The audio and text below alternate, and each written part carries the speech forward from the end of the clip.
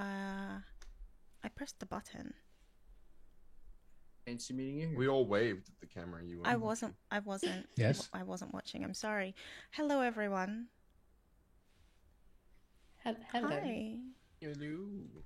Hi. How are we going? Johnny. Good. Please. Green room shenanigans have a tad. Oh, green room. Got it. Yes. What did I do to you? Continue. Please. I Continue. shall. Hello, everyone.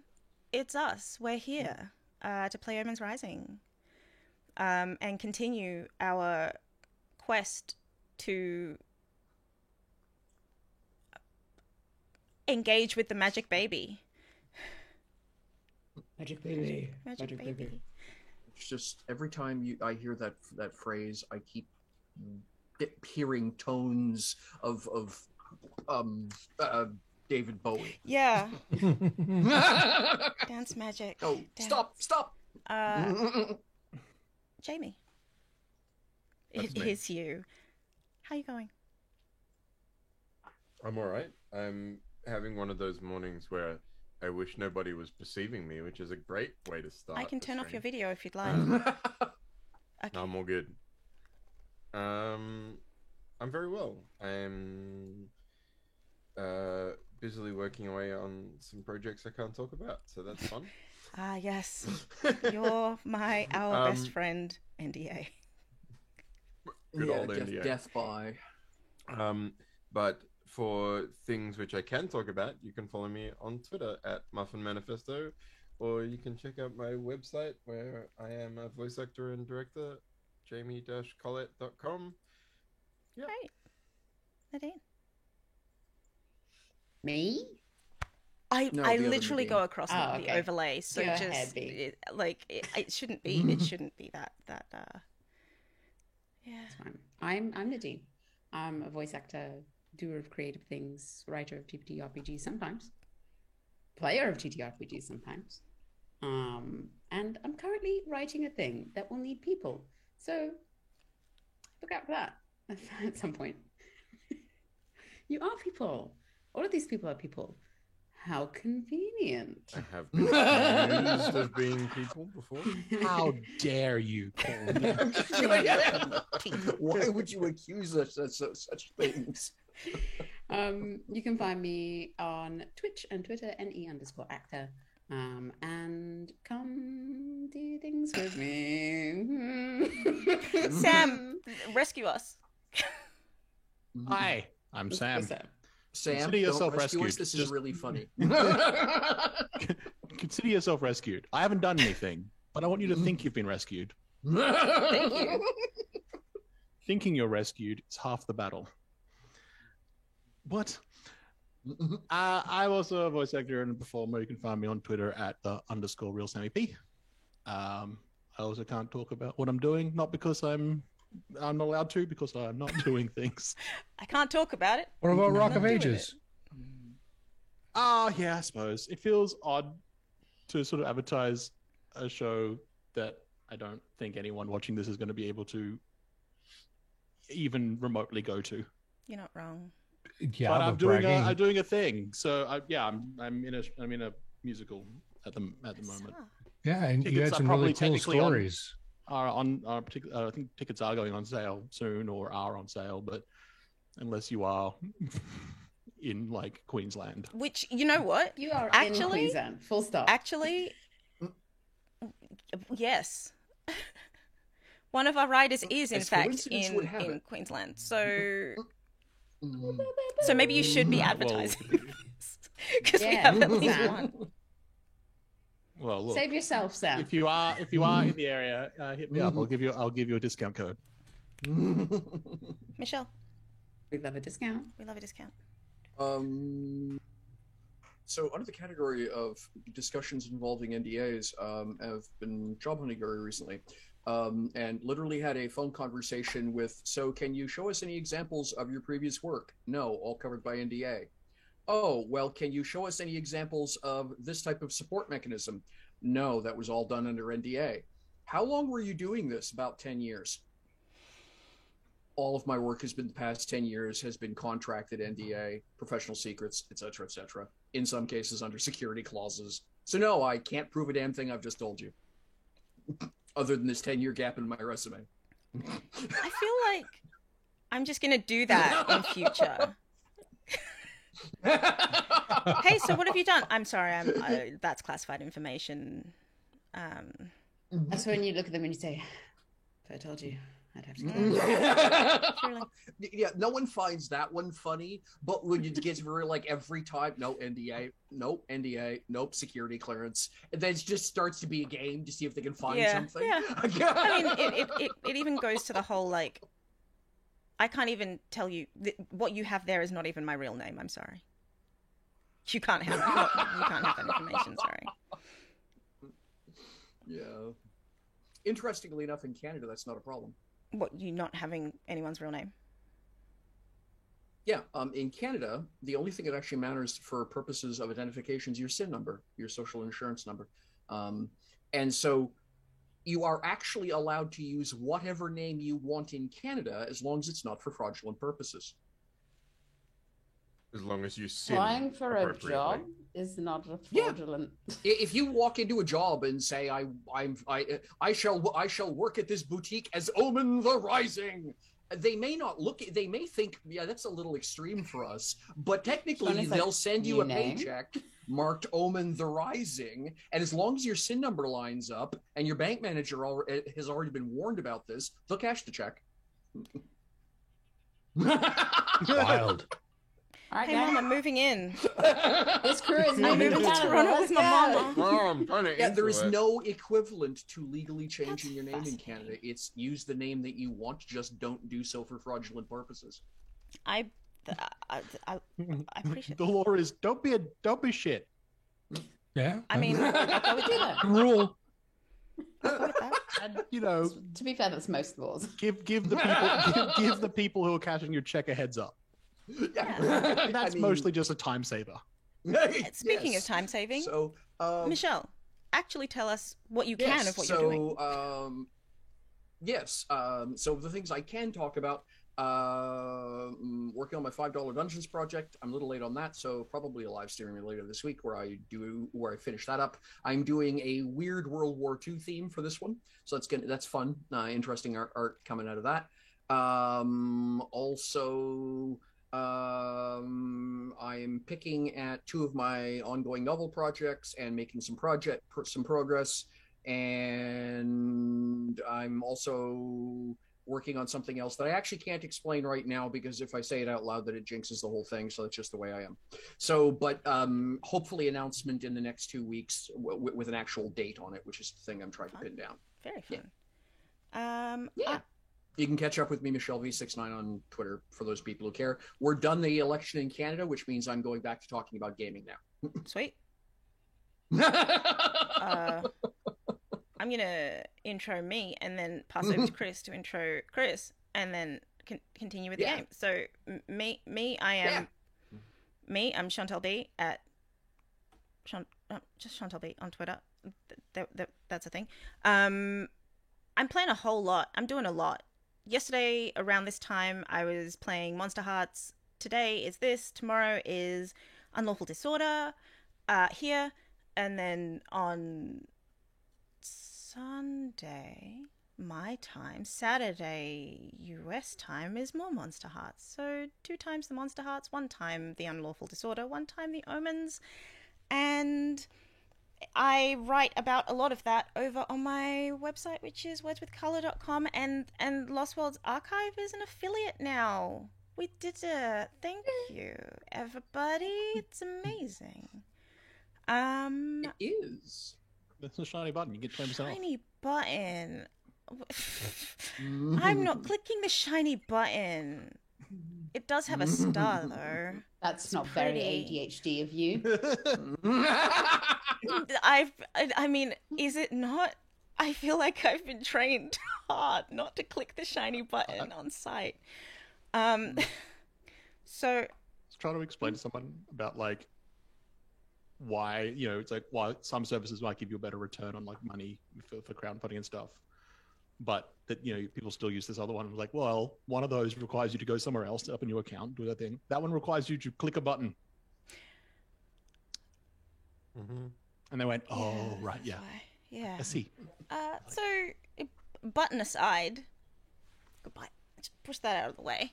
Michelle can have the button. Thank you, Michelle. You can have the button. Michelle, click the button. Chris. The wabbit, quick the button. Oh, Chris, also click the button. No, stop clicking the button. What's going on? Stop clicking the button. Chris. Just those of us who can it's will.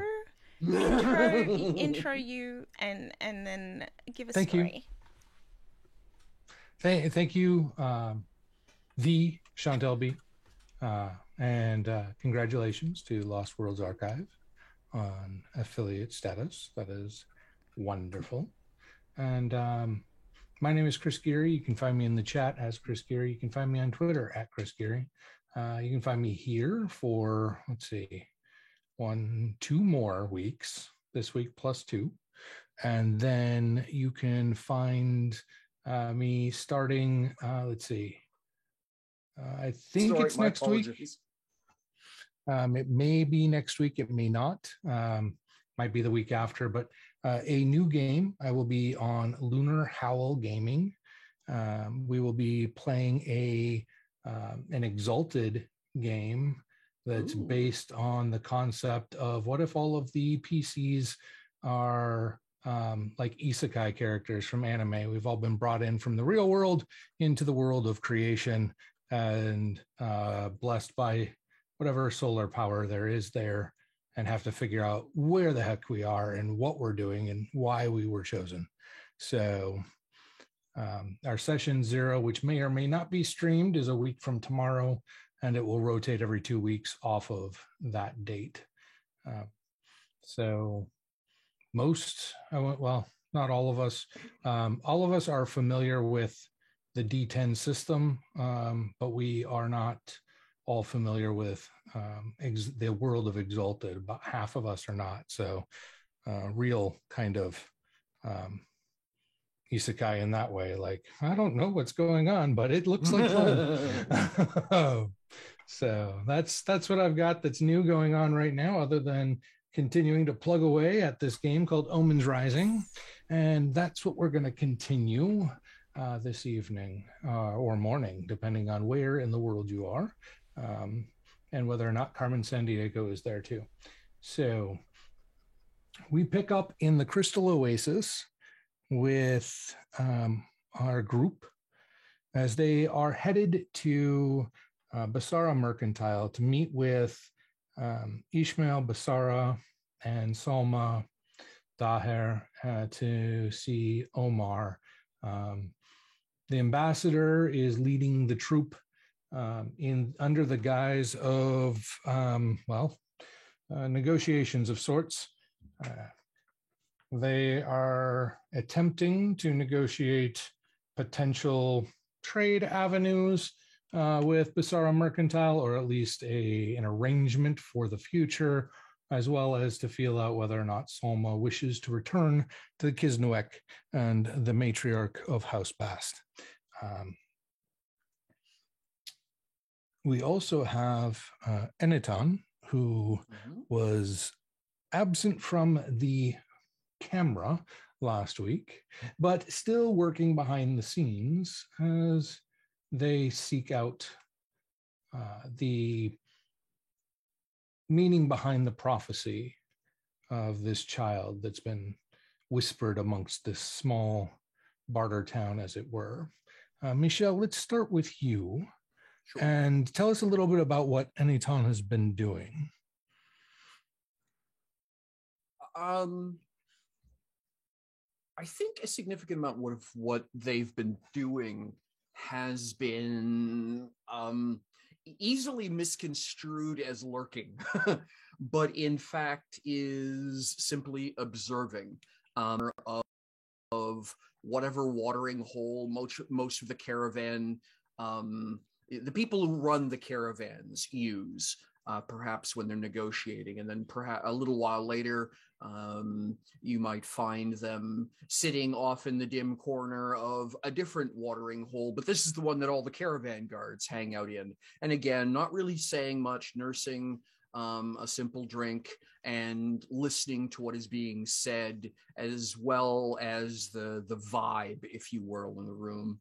A little bit later on, walking dusty streets, pausing, listening to perhaps a street performer telling a story, and then a little while longer, pausing in an alley, in the dimness of an alleyway, faces covered. So essentially all you can see is the eyes, large, broad-brimmed hat, face wrap, as well as around, long, loose clothes, walking stick carried, and a loose sort of dust cloak draped over the shoulders, with every once in a while a glint of metal as the lower back, as the edge of the cape or the cloak drifts with whatever little breeze there is.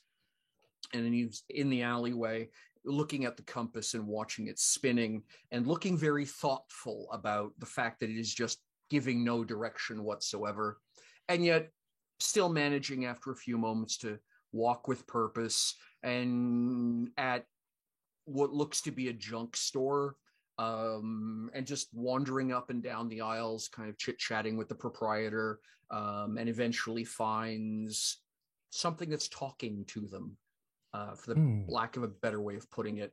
A little token or a trinket, pretty, not particularly fancy, but it just feels right. And a little bit of coin will trade, and eventually will be, as time progresses across the day, will wind up, probably through no fault of their own or actual planning, not far from the door of a particular child.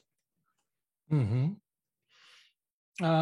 So as Anaton makes their way, they will find themselves outside of Basara Mercantile, where in the upstairs, the owner and proprietor lives with his family. Yeah, of course.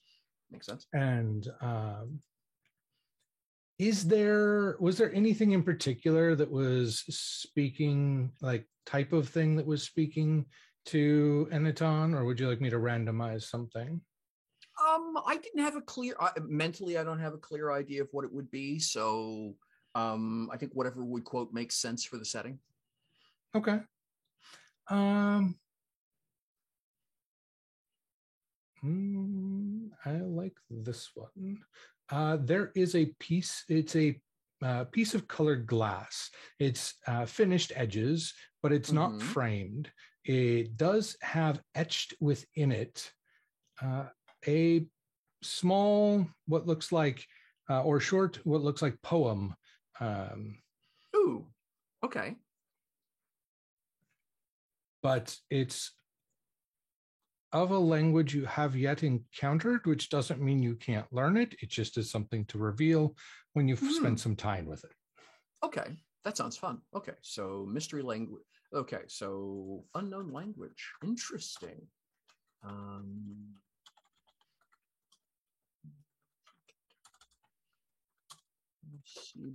Poem? Cool. Okay, yeah. All right.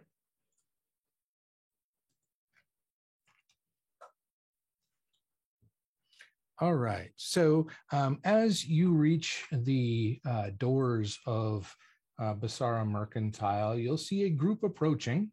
And I don't remember, did your character have any previous run-ins with the others from our Session 0 activities? Was there any overlap? I don't recall any, no. Okay. You will note among them, which would not be too difficult, a silent walker, which is Indy, as well as the lead person, it seems well dressed, some sort of political regalia or ranking or station, something of that nature. And to their side is their guard of sort or escort, as well as a why don't you all kind of give that first impression as to what Anaton would see as you approach?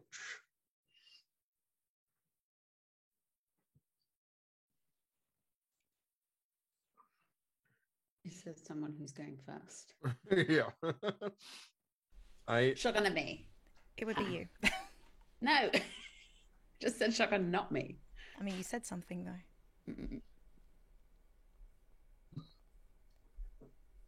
I think that Morgan and John Doe are sort of like at the front of the group because Morgan needs to stay close to the ambassador. But Morgan is excitedly telling John Doe the story of how he met Sophia and rescued someone from like a collapsed mine sort of thing where they were trying to get some aetheryte out of the ground. And Sophia said that everyone was just going to die. And Morgan was like, well, you can't just let people die. And so he tried to rescue them. And he has sort of like bronzed olive skin, which you can see quite a lot of because he's not wearing a shirt, but he has like leather pauldrons down his arms and a big spear across his back, which is probably like more armed than most people in the city from what I can tell. But he's like a little bit too skinny to pull off the look, but like he looks like the person who will look like a very impressive bodyguard in like 3 to 5 years. He's got some good time on him, you know. So given that Morgan is talking to John Doe, so John Doe is probably a bit more colorful than some of the others, I guess, in that he's wearing this sort of I mean, and I could be wrong about that. I had a memory that most people were in more muted colors, where John Doe is in bright red. And it's very, very, very nice and sort of very flowing. Essentially, I think I described it as a kind of like somewhere between like a tabard and just like a slit dress. It's like showing a lot of leg, with like like knee-high sandals and like this sort of asymmetric bob pearlescent hair. Is sort of essentially, I guess, like, you know, is definitely actively listening to Morgan. Is very like sort of like active listening, but is also just like almost idly is playing with what looks like a sort of like a bundle of cloth. He's clearly doing something with it, but he's sort of working on that as well. But main focus is on this story being told to him. Okay. I think Sophia is kind of the opposite, but also very similar to John Doe, in the sense of thoroughly covered, head covered. All you'll see is the hands, which have kind of the fading residue of henna, like intricate patterns on their fingers and palms and hand. And they're just deep in thought. Kind of will occasionally chime in and be like, you know, Morgan, I said that everyone is going to die. Not that's everyone, everyone, not everyone in the hold. Some people in the hold died.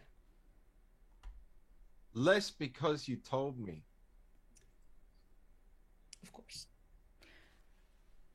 Indy, it's funny that you suggest, Sam, that everyone else is wearing more muted colors. Indy's wearing pretty much the color I'm wearing right now. Okay. I was Yeah. gonna say, it still feels Silent like Walkers don't do do muted colors really. It's all bright colors. Okay. I thought Silent Walkers were white. No. That was my Not mistake. not always, or not entirely. They wear bright colors. Or I mean, white. The idea is that if you've managed to keep your clothes clean, it means you've kept your balance. Yes. Okay, that's what. If someone knocks you off guard or onto the ground, that means you did not keep your balance, and therefore, I don't know. What a shoving in the schoolyard. It's not quite what I mean, but like essentially, the idea is balance. Yeah. So bright colors and white will show those changes. So yeah, Indy's wearing bright yellow, with a green sash, thick sash, wrapped around their waist. And they're largely just listening to what's happening. When they see Anytan,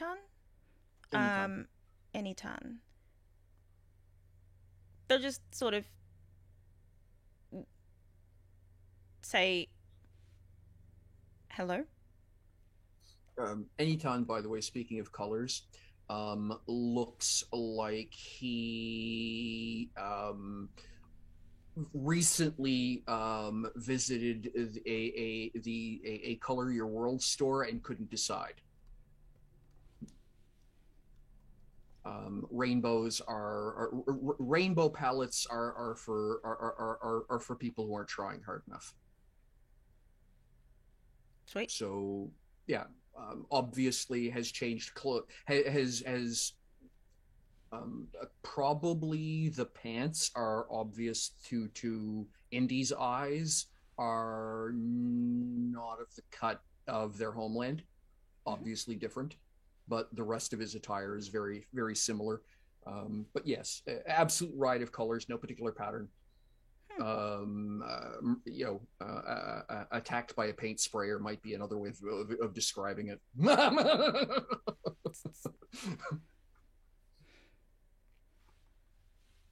Okay.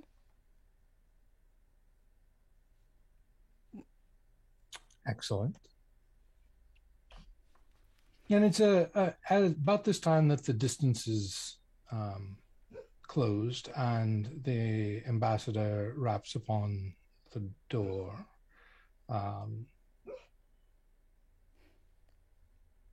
To which it is opened by, well, it looks like a typical caravan guard, one that many of you have seen around town, and wearing the regalia of Basara Mercantile, which is really just a cloak clasp and a belt buckle, and that have that marking on it, the business's logo, for lack of a better term.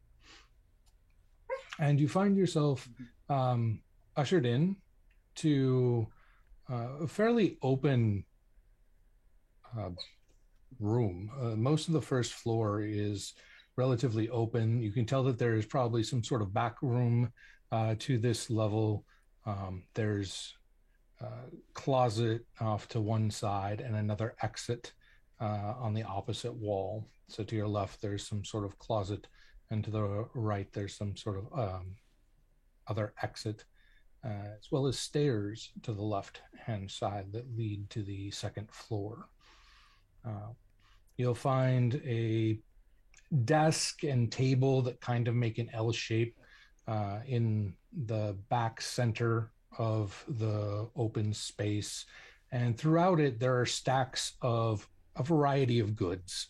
Much of this is in bulk, Think of it like one of those bulk warehouses where they buy basically stock from other companies in bulk and then they try and resell it. It's similar in that kind of layout. They don't have a separate storeroom from a showroom. It's just all kind of here, whatever they may have. Selling goods does not actually look like their primary business. It seems to be more like this is the overstock of things as you kind of look at the different piles. Some of them are are together, collected in like kind. Others are much more random with some sort of maybe theme. If it has to do with, I don't know, if it's a food stuff, there might be bags of grain of different types. If it, like that sort of thing, it's maybe not exactly alike, but something that you can logically connect to. Another guard, caravan guard dressed person does come up to the group and asks what business you have here. And the ambassador mentions that they have a meeting with the owner of Basara Mercantile. They aren't quite sure if Ishmael has some sort of title or way of address that they prefer. It was not, it seems to be as though they're searching for how they might greet this person as they speak, but they don't sound necessarily like stopped by it or as though they are struggling to get the words out. And it doesn't take much longer for you all to be ushered. And you'll notice, Eniton, that they just usher you right along with the rest of them. Oh, I was actually going to say that because there's already one silent walker, Itan will just kind of drift along behind the group as though he's supposed to be there, and just take advantage of the blank slate of the moment, for lack of a better way of putting it. Yeah, fair enough. That was sort of what he'd been thinking. Yeah. So if that works for you, that works for the scene. I do have a question though. It is remarked that the silent walkers can use telepathy to communicate. How exactly does that work? Is it only between silent walkers, or is it with anyone that they have to make eye contact with, or how does that work? I'm going to turn that over to the author of the Silent Walkers. Okay. Chantal. Hi there, author of the Silent Walkers. Me. The Silent Walkers will speak to Silent Walkers telepathically. Anyone can learn telepathy. It just takes time, and it takes a desire to do so. Same as any language. You just have to spend the time learning it to become fluent with it. People can sort of stumble into telepathy in the same way that people sort of stumble into language. There was something else that you said that I wanted to clarify. Does it require eye contact or anything like that? No. In the same way that, like, you could stand in a house and yell and everyone in the house would hear that. If a silent walker yells, essentially, everyone in an area will hear that if they're listening for it. Okay. All right. Yeah. Okay. It's communication, but via different means. All right. So then, as they're going in, just because it would be,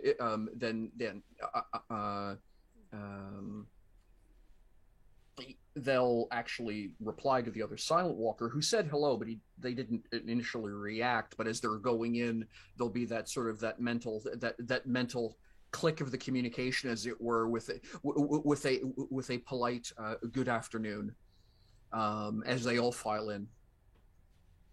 Yeah, just to acknowledge that they were spoken to. Excellent. As you all reach the second floor, there's a large sitting room at the top of the stairs, or sitting space off the main room. There are other rooms that take up about half of this floor as it goes further back, and you have a variety of large cushions and some stuffed chairs with a frame, but a lot of them are, well, like large sitting cushions of sorts. They have a well-sewn shape that gives them structure and sturdiness, but there doesn't seem to be a lot of wooden furniture in this building. And there is a, what would that be? Octagonal crystal like table, coffee table height, but it's probably about 4 feet in diameter, kind of for sitting in the center of this space. You can tell that it can hold up to a dozen or two people, depending on standing room, but sitting room about a dozen, depending on how close people are willing to sit next to one another.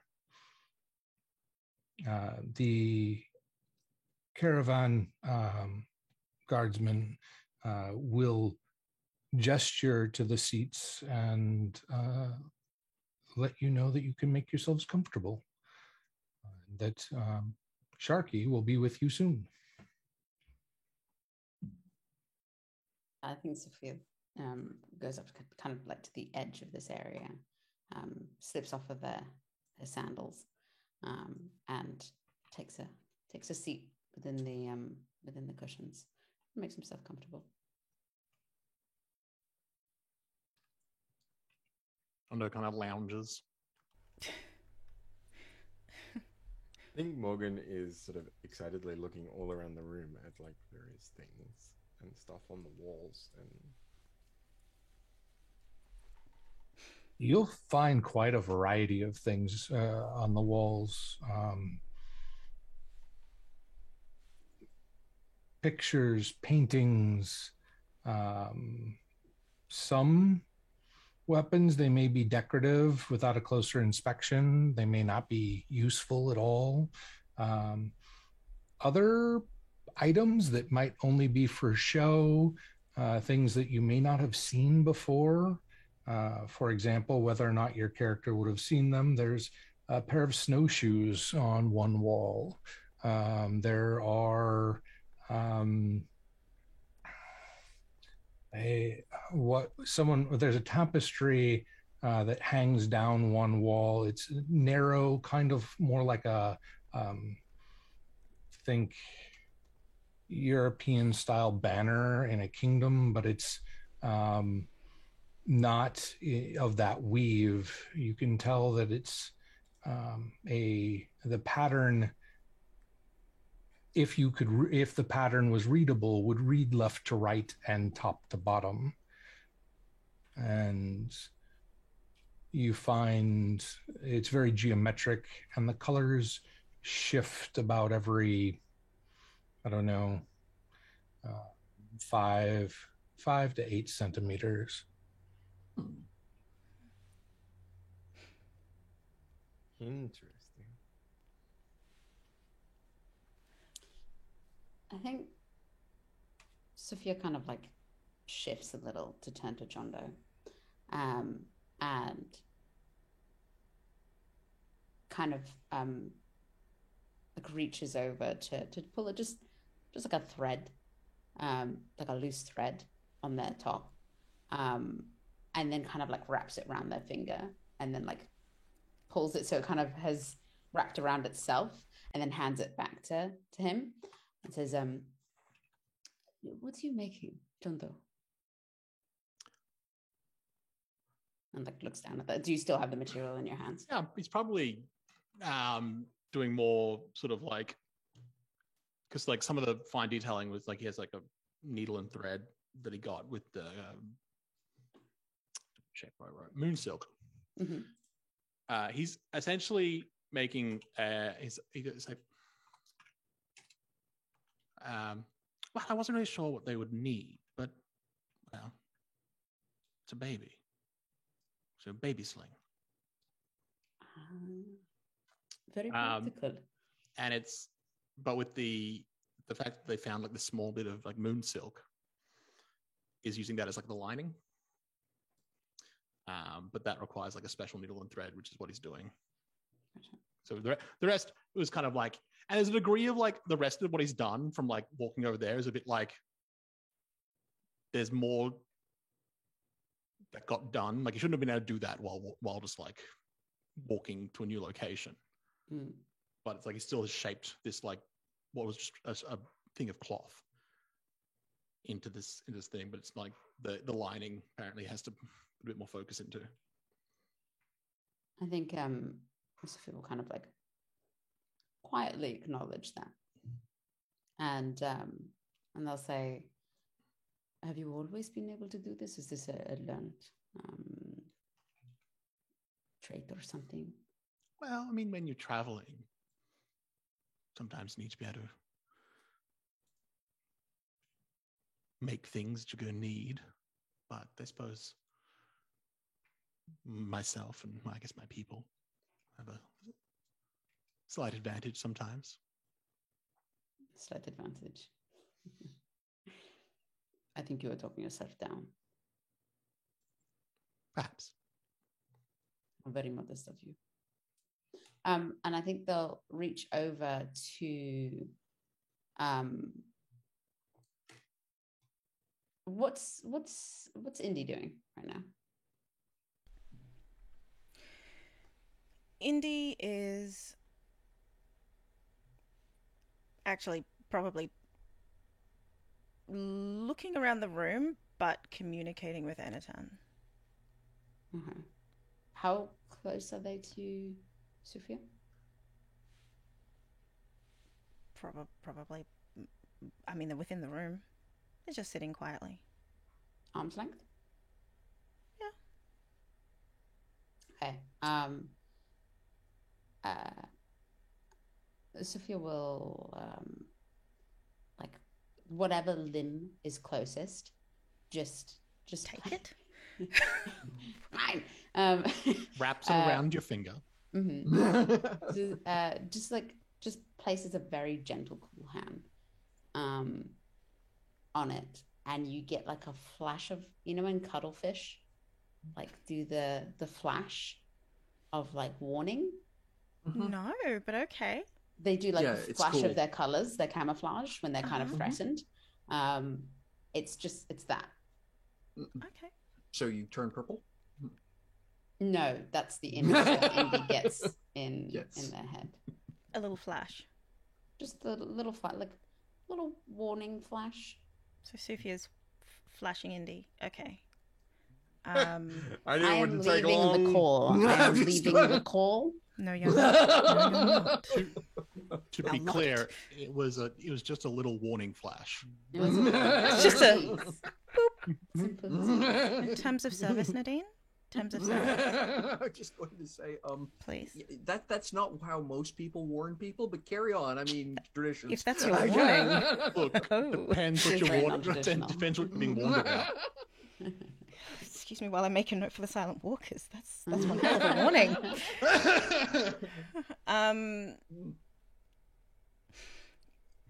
Before that happens, I mean, no one else is confused by the fact that there is an extra person in the room that wasn't here. I mean, Enitan, by the way, has not sat at the table. They've gone off to one edge of the room, not far from the door. They have reached behind them, taken their shield out, turned it, taken their... It just kind of hangs in the air where they leave it. Undoes the dust cloak, rolls it into a kneeler, sets it on. This thing's now is just kind of hanging in the air a dozen inches above the ground. They just drop into a kneeling position, observing the room very quietly. Nothing being said. I mean, when you do that, Morgan, it's like, whoa, that's so cool. While all of that's happening, Indy is communicating and saying, "You weren't always here. No, I'm from very many places, like yourself. I understand this. Mm.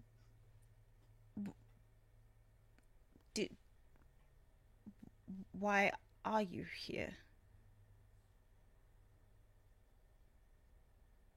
Because the wind blows and the sky rises. I mean, it's hard to argue with that.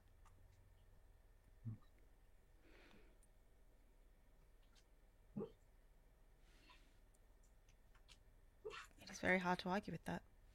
Fair enough. Yeah. Yeah. Okay. Yeah. Indy is confused by a miniature Flash. No,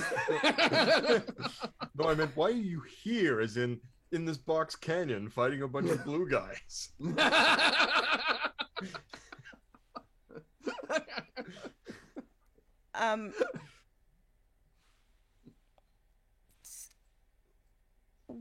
What was that?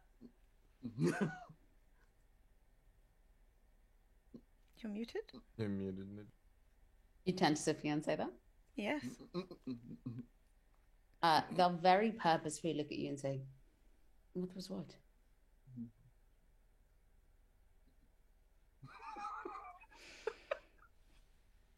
Randy. The world just stopped making sense. This whole everything that's happened in the last 5 minutes is very confusing. What? There was were you trying to communicate something? That I didn't want to hit your foot with mine.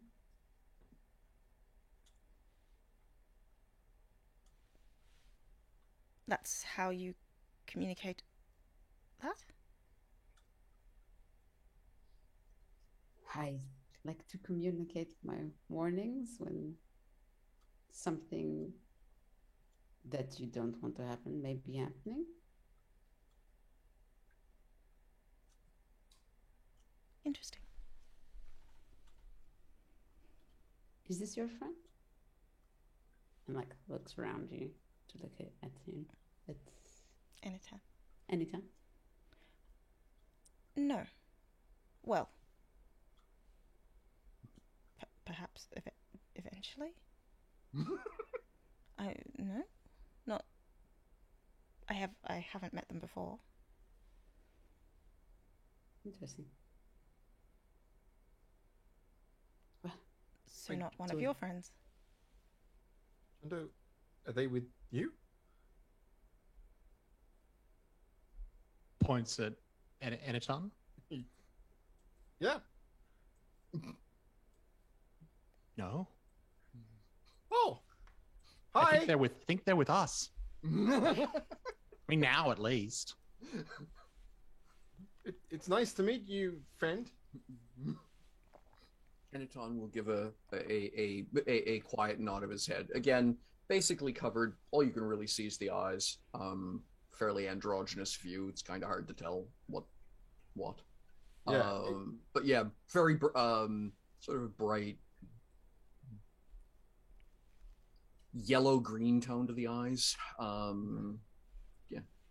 Yeah, I think like it's in this moment becomes like a bit more obvious. Like I think Morgan had been very, very carefree, obviously, about all of this because they had assumed Eniton was someone's friend, and so now the smile is still there, but like it doesn't reach the eyes anymore as he's like sizing you up, like trying to work out why is this person here and are they gonna hurt the ambassador or any of us. Well, and, the most obvious answer at the point he just walked in is that he probably works for Sharky, but yeah. I mean, there's a point where like no one else questioned him walking in.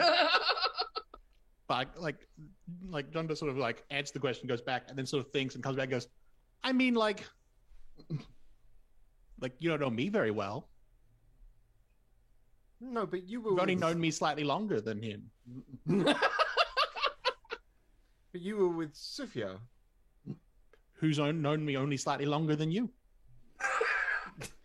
Wait, what? That's how you get to know people. Okay. Ambassador. We're leaving. it's when the bodyguard Yes. realizes they haven't actually done the full security checklist. Be like, background checks. I didn't do background checks. And suddenly the cast has been replaced by the crew from Knives Out, and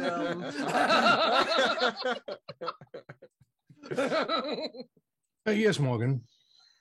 Oh, everybody else bought gifts, so I got something. Do you want it? Oh no, I think you should give your gift. It's very Okay. thoughtful of you. Do you think a baby will like something that shakes? Oh yes, That's what I thought. you did good. I'm sure that she'll listen to you, Ambassador.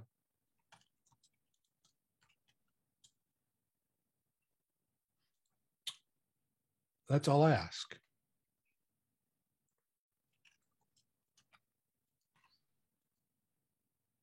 Yeah, there's like there's that moment where Morgan was like, felt like he was trying to motivate someone, and then realized like that was unnecessary. This person is like much more practiced and professional than I am. The ambassador takes it in stride and does not seem to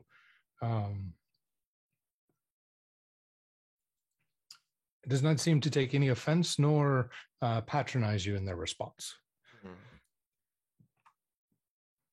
Yeah, I think then they turn back to Anaton and like, we're here to see the baby. How about you?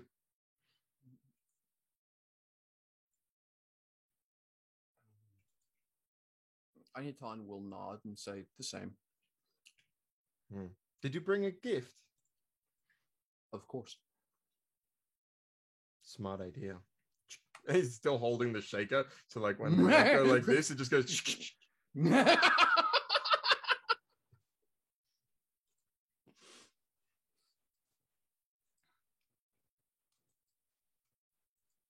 So it's about then that Sharky will emerge from one of the back rooms, followed shortly by Selma with child in arms. They will come out and sit with you. Salma will look directly at the ambassador before greeting you all and just kind of give a slight nod as though she recognizes them. And then the two of them will welcome you all into their home and ask if you are in need of any sort of refreshment.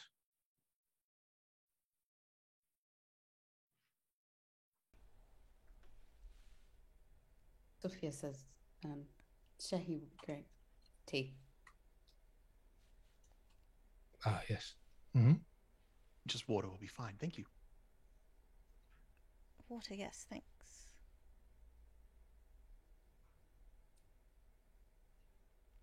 I think Aintan will nod slightly and say, "Need no, but tea would be welcome." I think when the important people entered the room and like gestured for everyone to sit, Morgan did the bodyguard thing of backing the hell off to like the corner of the room but still standing. And so he's like not engaging with the conversation at all because they're like, Yeah, I'm not with these people. I'm now the protector. I think it will not be lost probably to Morgan that's essentially the position that Aintan has taken. It's just that it's just that Aintan is much closer to the doorway.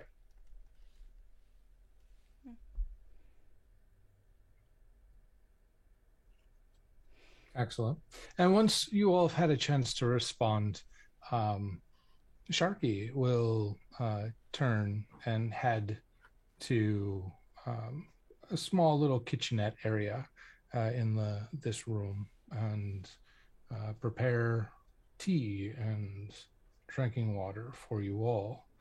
Selma will take a seat in a chair,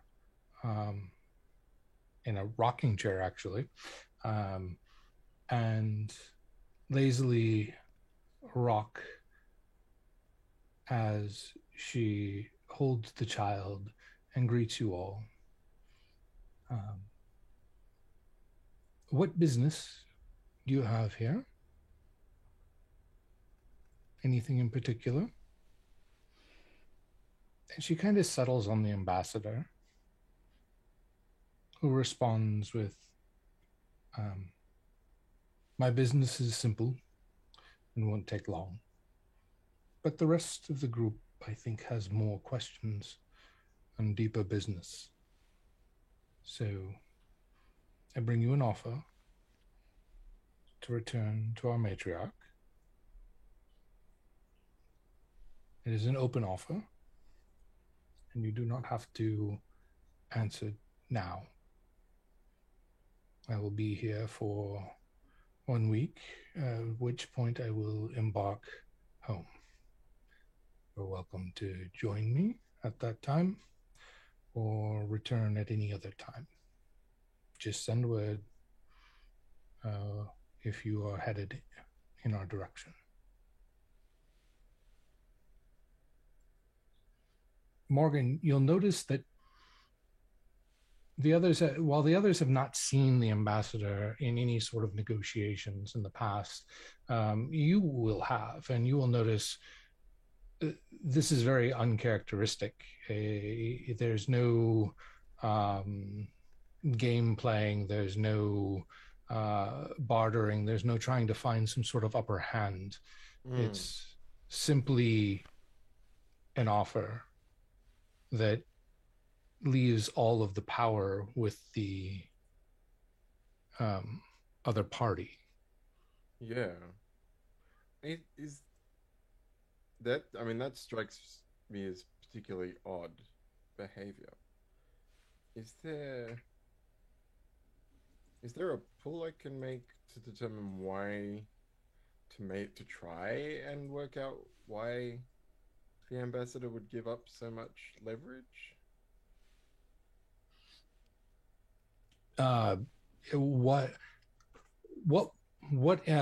So what Morgan wants to do in this situation is to try and determine why behind this change in behavior. Yeah, exactly. Very specifically, why the ambassador is doing it, not why it might be a directive or whatever. You know, like if they've been told to do it, then that might be something they're trying to find out. I think that's what Morgan's trying to work out is the ambassador playing their own game here by giving up their power, rather, or is this something they've been directed to do? Excellent. So what aptitude might Morgan lean into to try and glean that information? Yeah, let me just remind myself of said aptitudes.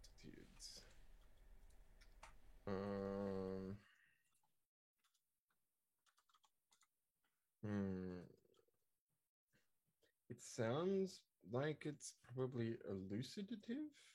Okay. Trying to figure out the core element of the matter at hand.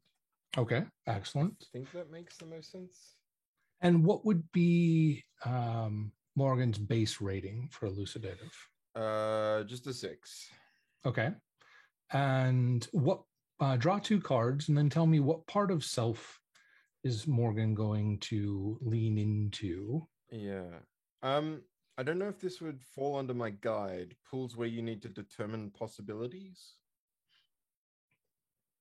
The Dawning Sun style, full of potentially. Doesn't quite sound right, does it? Because it's not about determining what's possible. It's you're trying to find what is. Yeah, I think that makes sense. Yes, I don't think that's quite right. Draw 2 cards. If you'd like to shift it and try and seek what are the possible reasons that they might be doing this and get multiple answers back, that's possible. Or that's okay. Oh, that's the other deck. Yep, I pulled from the wrong deck. No problem. You can put those back in the... Yep. No, I don't think so. I don't think so. I just wanted to get some clarity around how that worked. Okay. I'm just gonna hide that deck because we don't use it.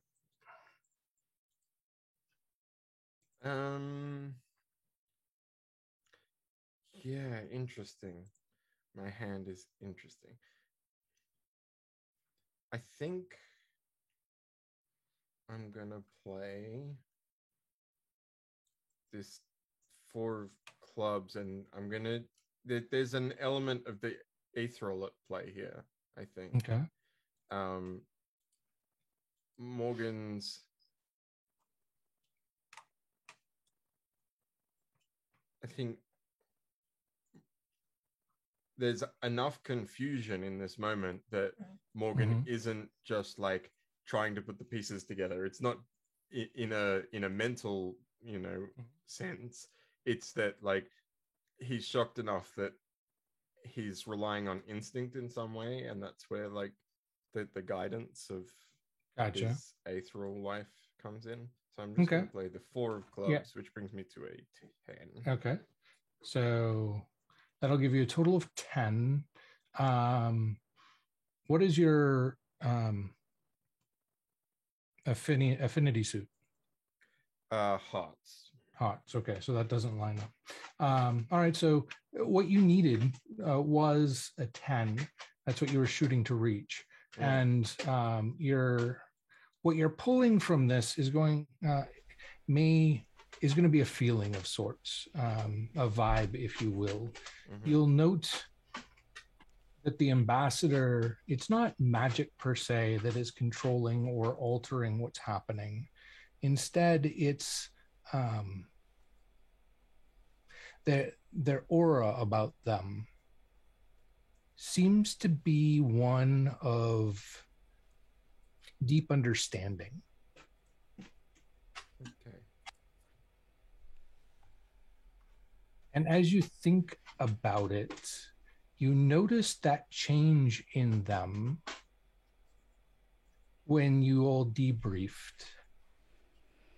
And the idea or the comment that it seemed that she was truly in love came up.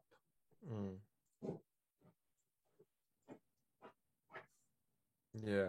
And about everything sort of just shifted in the ambassador at that time. Yeah. Okay. And from what you gather, that seems to have the most influence over the change in their behavior. Okay. And go ahead and discard one of your cards. I will discard this 2 of diamonds. All right. And we will recall those. And shuffle. Something about the romance at play has changed the game. I like it. And the 2 of them will kind of sit in silence. And I don't know how the rest of you would react to that. Feel free to react if you wish, or we can skip ahead to when Sharky returns with the drinks for everyone. Sophia would wait for both parents to be in the room. Yes, so would Indy. So I hear your baby special. Perfect.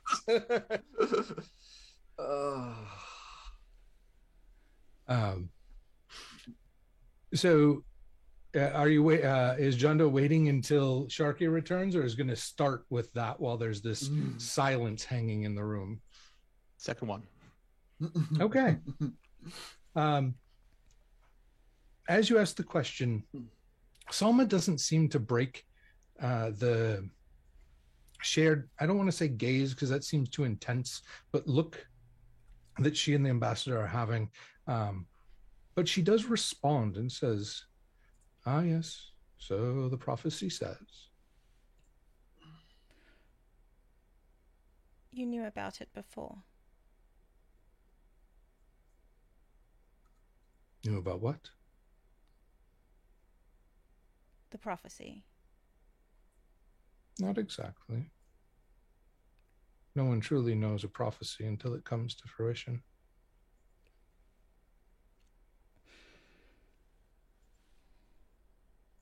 Do you believe in prophecies, Salma?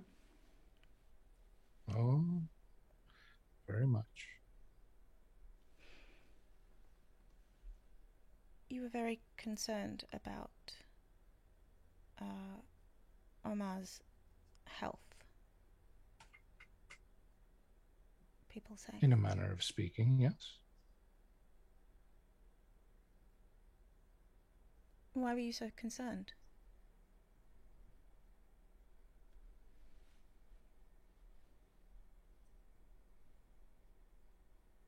The weight of one's prophecy can take a toll physically on the body. And it's at that point that she'll actually shift her eyes and look at Indy.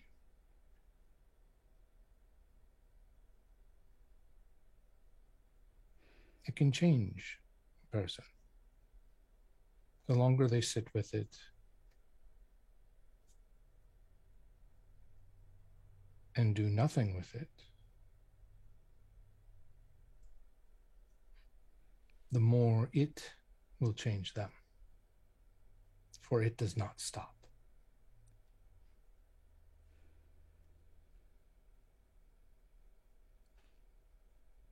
Do you expect Omar to carry out the prophecy? In whatever manner the stars have determined, indeed.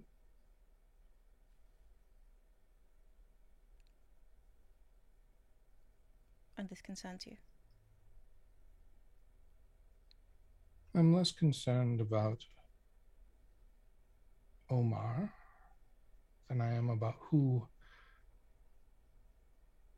whose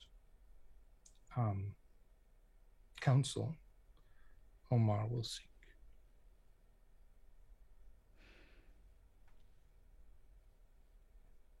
Omar is young.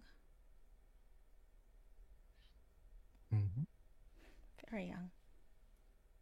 There's a lot of time to pass before that needs to be a real problem, is it not?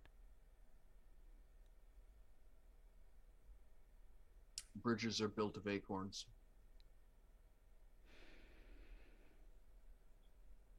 Indeed.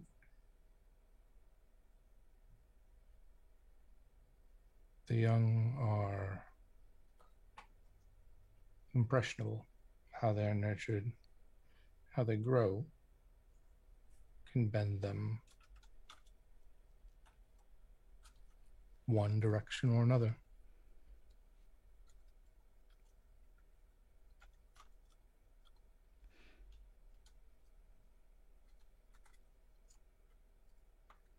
Sophia stands up.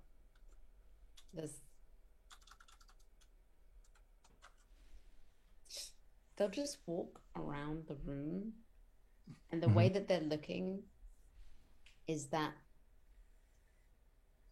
like they can't see the room right. It's not, the framing isn't correct, and they're trying to figure that out.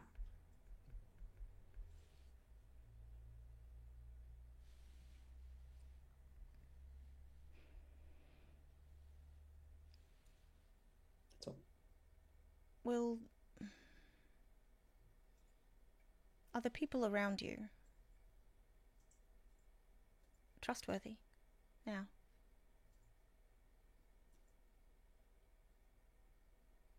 Do you trust their judgment?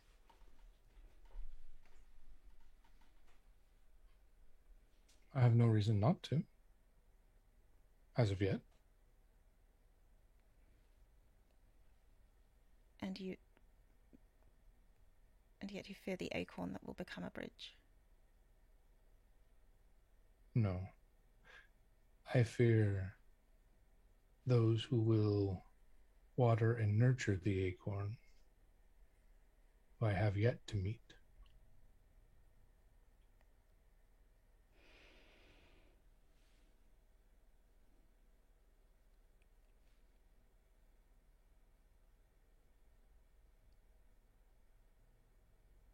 Do you not have control around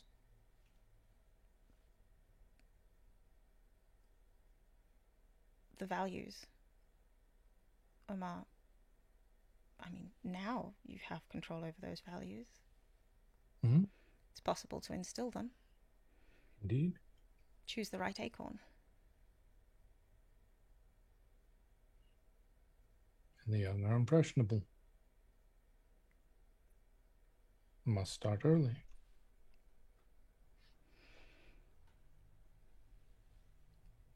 Had anyone apply to be sort of looks at the at the two giant walkers, gardeners? I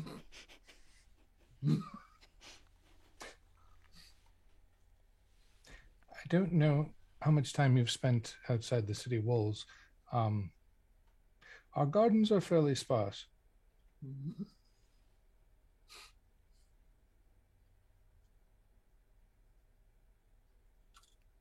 For whatever reason, she took you literally. Yeah, his mother was just like, I don't know if I did that wrong. I thought I. And it's about that time that Sharky now officially comes back with the tea and water.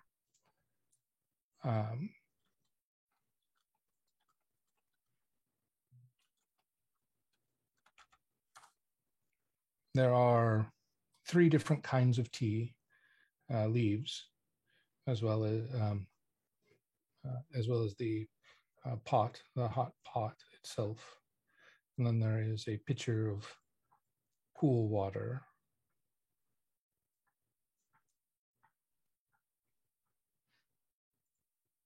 And he'll basically serve each of you. And as he does, he will ask you, so what has brought you to our humble home? And whoever wants to go first can be the one who goes first.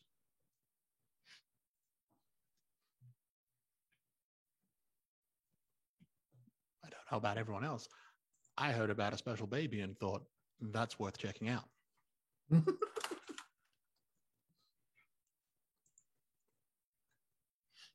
He smiles and hands you your drink and says,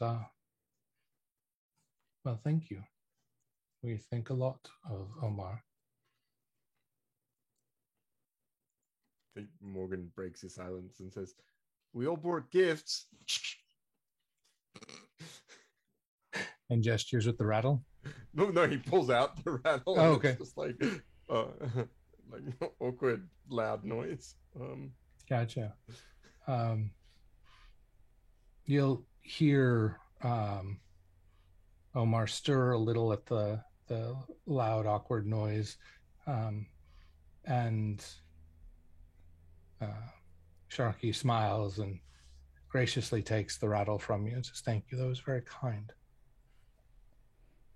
And he turns and presents it to Salma and says, look, they brought gifts. And he gently places the rattle first to see if Omar will grasp it, to which he does and shakes it for a little while. As many infants do, though, he loses grip and it falls. And Sharky picks it up and places it on the table.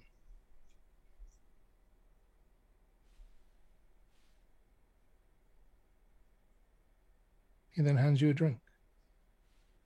You look thirsty. I assumed you'd prefer water.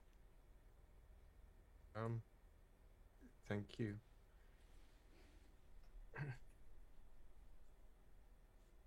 Yeah, and there's like a very conflicted look on Morgan's face. Like, I think they sort of they look over at the ambassador. Like, am I allowed to accept the? The ambassador will drink on the job. The ambassador will nod at you as though it is okay. Yeah, and he takes the water. But I think Morgan maybe overreads the signal and says, don't you think it's an awful lot of pressure to put on a baby?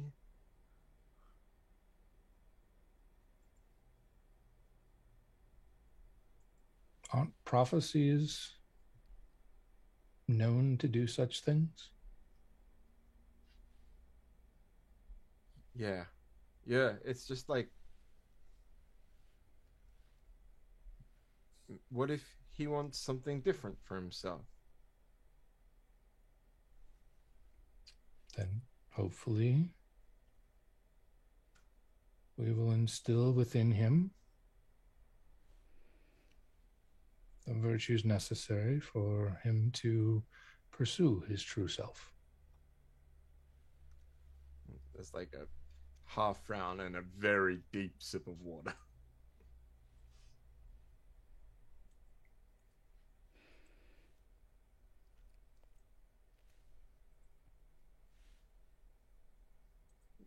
Thank you. You're welcome. And it was, or was it John Doe who went first? Yes. At the proffering of the rattle, would John Doe follow suit or wait? Yeah, I think he's like, well, I guess if we're giving gifts, he would sort of do like a last little thing on the sling, Mm-hmm. and sort of probably just like turn it like it's probably inside out to get access to the lining, and then sort of flicks it back in, and sort of presents and goes, the sling to Ishmael, and sort of says, though I guess that is more for you than the child. So, and looking at the child, pulls out because he also got like this chunk of driftwood. Mm-hmm. And he was like, I wasn't really sure what to do with this because I hadn't, seen the baby. But I think, and he sort of, I'll probably have to, I'll almost certainly need to draw for this. He sort of like puts his hands over the thing and sort of concentrates for a bit, and he's basically going to just, it's assuming like connect to the aether and shape the wood because it needs more effort than. Mm-hmm. Because it was a imperfect material. Mm-hmm. From when we get to get it. And in what way do you wish to interact with the wood? Essentially, he's using the his connection to like dreams and stuff to sort of connect with almost like not just the history of the wood, but the history of like the ocean where it'd been floating. Mm-hmm. And he's going to sort of shape it into a toy. I'm probably imagining some kind of boat. Okay. So I need to draw cards. Mm-hmm. And which aptitude would you like to use to kind of connect to that history?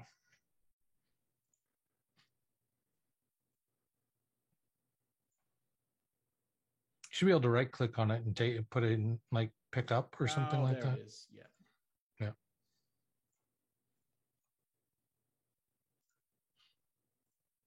Cool. I'm thinking Dynamo. Okay. Turning action into result. I like it. Both in people in the surrounding world.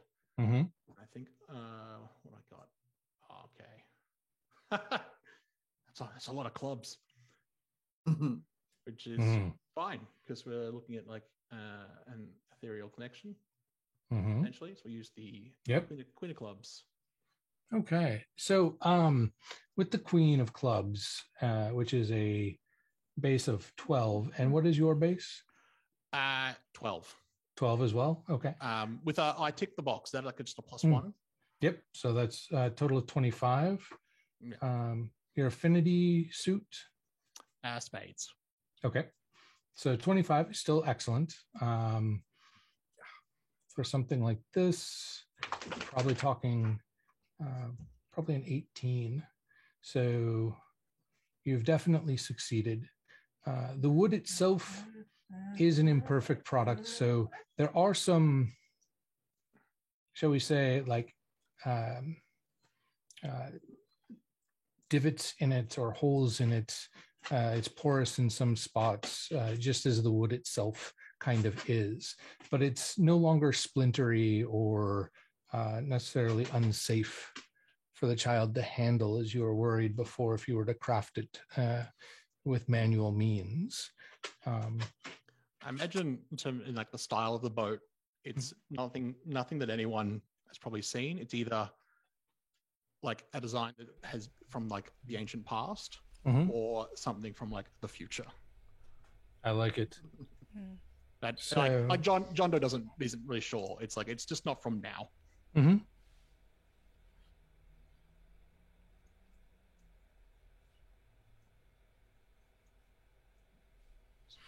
I'm making a note about that. Excellent. And Sharky will graciously accept both your gifts and say, "This is very kind of you. Who's next?" That's me, the GM, not Sharky. Line up to give your gifts, peasants. Yep. No, Indy, do you want to go first? No, We I six don't. I very kings. specifically don't want to go first. I thought I was something like. All right. Sophia's kind of been still wandering around. It's just very quietly padding around, just every time being like, Mm-hmm. something's wrong. Something doesn't look right. Do you have a preference in kind of tea?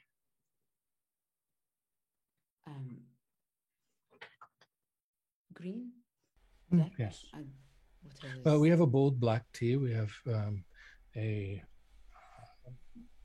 green tea with hibiscus notes, and we have a white tea with more fruit, more of like a peach flavor to it. And they kind of laugh at that, and then they go up to these tea leaves. Mhm. And I'm assuming they kind of have like little vessels that have these leaves in them. Yeah, they're little canisters, and the lids have been taken off. Each of the canisters is ceramic, glazed all the way inside and out. They are a kind of like an ivory, like off-white ivory kind of color. They have some natural streaks in spots where you can tell it's aged. The glaze itself is aged, and so it's kind of made it a little bit more brown. And each one on it has a little like glyph of sorts that roughly translates to past, present, and future. They'll take the cup for the tea, empty Mhm. vessel. And they'll pick up the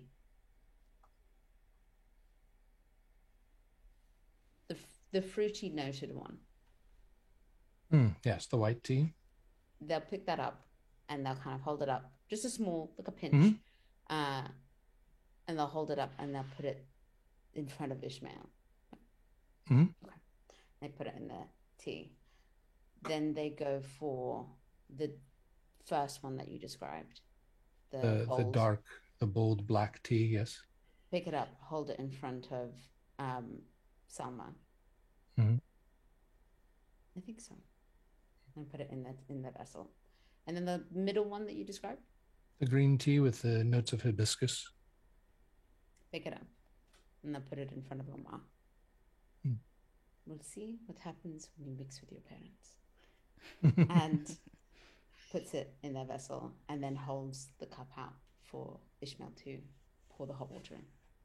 And he'll pour the water for you very carefully, as not to spill, and then sets the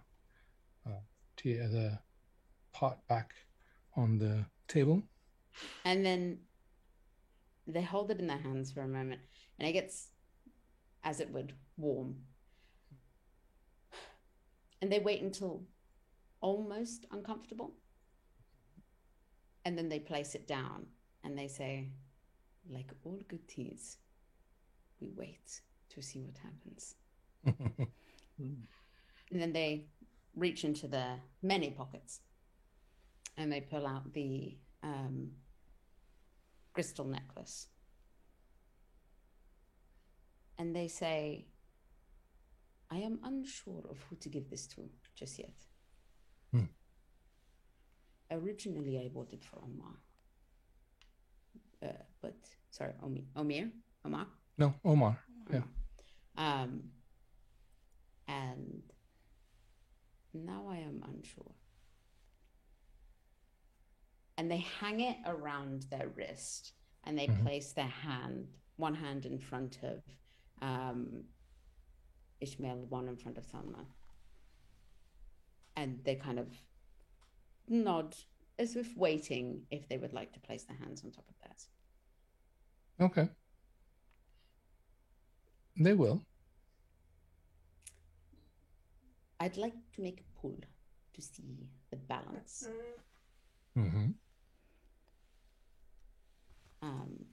It helps if I have Roll20 open for some reason, which is not open currently. Minor details. Details. Please hold. Please hold. Hold what? Onto your titties. Okay. No. Terms of service. Hold the phone. I nearly did as well. That's the real problem here. You know what? This is a perfect time for a break. This is a perfect When we time return, Let's do it. we will come back with Sufia's ritual. Let's do it. And then we have 2 silent walkers left to interact with. So we shall return shortly. Sit tight, folks, and we look forward to seeing you soon.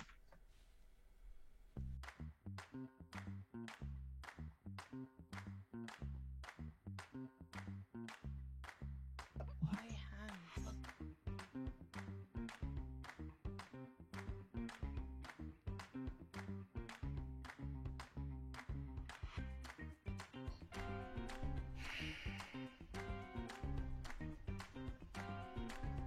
Have you considered that you might like a disguise that doesn't involve being wrapped up in veils? Yes. Will you let me do your makeup? No.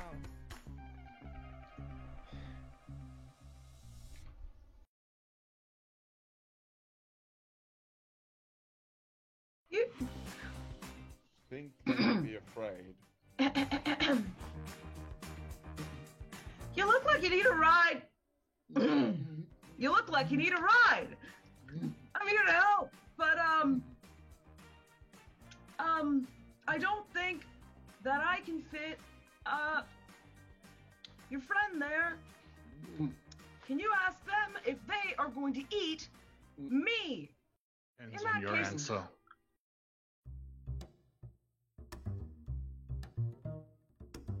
My name is Michel Vaillancourt. I'm the games master and storyteller for Unlawful Disorder. I've been asked to give a summary of events of the game, but that seems a little strange because, well, that's the job of the players. Don't ask me what the story is, I'm just the guy telling it. So, let's talk about how we got here. So, about a year ago, I saw a bunch of really talented people doing some really cool stuff, and I thought, well, that's cool, I'll have to keep them in mind. And a little while after that, I got a call from a roleplay channel asking me to set up a game. They wanted a European time zone friendly game. So I went back and I called up the cool people doing the cool stuff. So that would be Chantel and company. Cool.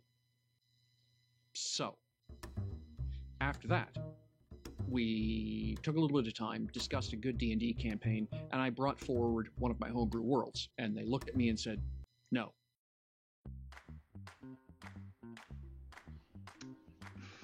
You're sure he's not going to eat me?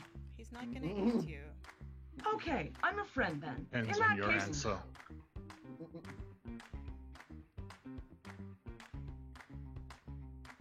It's not the name that's on the bounty, and that's all that matters to me. Okay.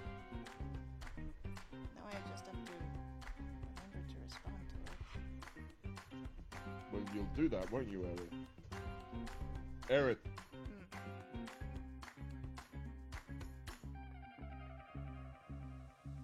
Are you going to eat them?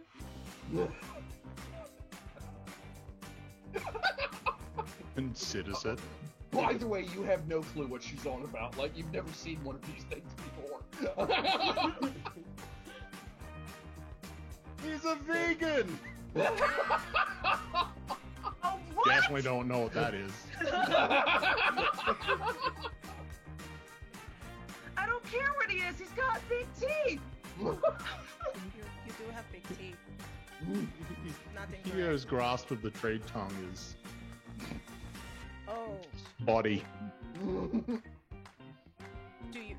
Oh, do you? What do you eat them?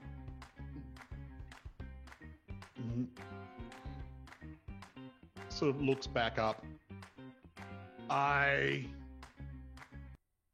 will not consume that person.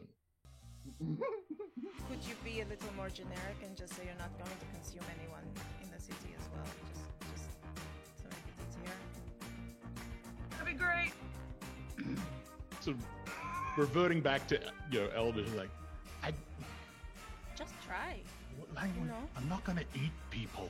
I know you're not going to eat people. Language is hard. I know. Just say it the way I'm telling you to say it. I'm not going to eat the city. I'm not gonna eat the city. I'm Yes. not gonna eat the city.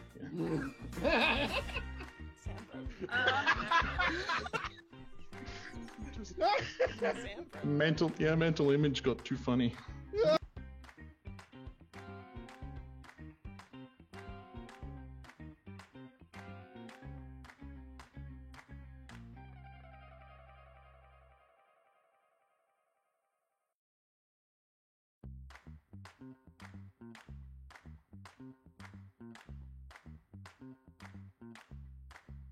why hands?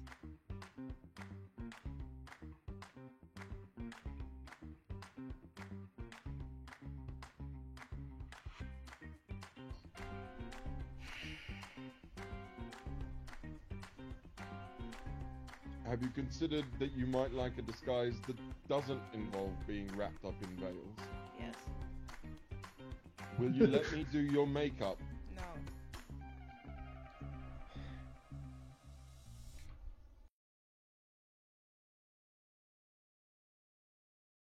You... Think you might be afraid.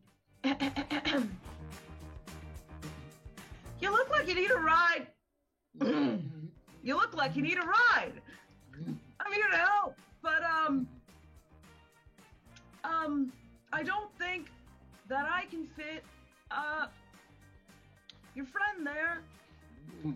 Can you ask them if they are going to eat me? Depends In on that your case- answer.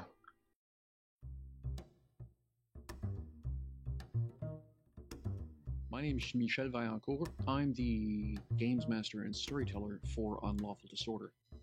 I've been asked to give a summary of events of the game, but that seems a little strange because, well, that's the job of the players. Don't ask me what the story is, I'm just the guy telling it. So, let's talk about how we got here. So, about a year ago, I saw a bunch of really talented people doing some really cool stuff, and I thought, well, that's cool, I'll have to keep them in mind. And a little while after that, I got a call from a roleplay channel asking me to set up a game. They wanted a European time zone friendly game. So I went back and I called up the cool people doing the cool stuff. So that would be Chantel and company. Cool. So, after that, we took a little bit of time, discussed a good D&D campaign, and I brought forward one of my homebrew worlds. And they looked at me and said, no.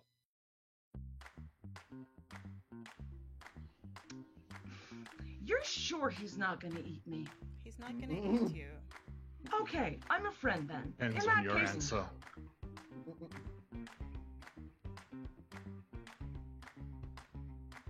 It's not the name that's on the bounty, and that's all that matters to me. Okay. Now I just have to remember to respond to it. Well, you'll do that, won't you, Aerith? Aerith,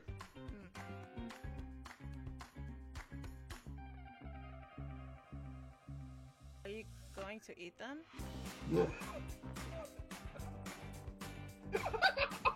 Considers it. By the way, you have no clue what she's on about. Like, you've never seen one of these things before. He's a vegan. Oh, what? Definitely don't know what that is.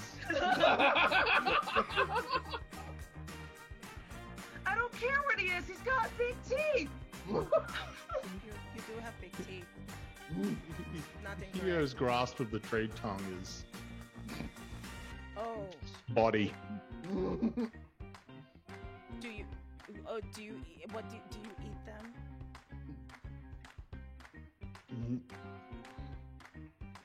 Sort of looks back up. I will not consume that person. Could you be a little more generic and just say you're not going to consume anyone in the city as well? Just to make it easier. That'd be great. Sort of reverting back to Elder, like, Just try. what language? know? I'm not gonna eat people. I know you're not going to eat people. Language is hard. I know. Just say it the way I'm telling you to say it. I'm not going to eat the city. I'm not gonna eat the city. Yes. I'm not gonna eat the city. Sandberg. Mental image got too funny.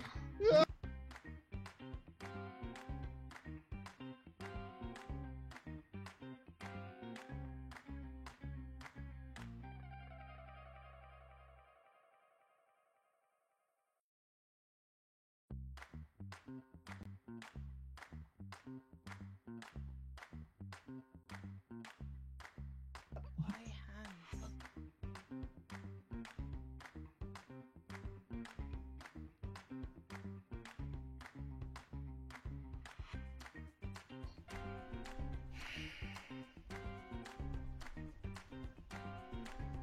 Have you considered that you might like a disguise that doesn't involve being wrapped up in veils? Yes. Will you let me do your makeup? No.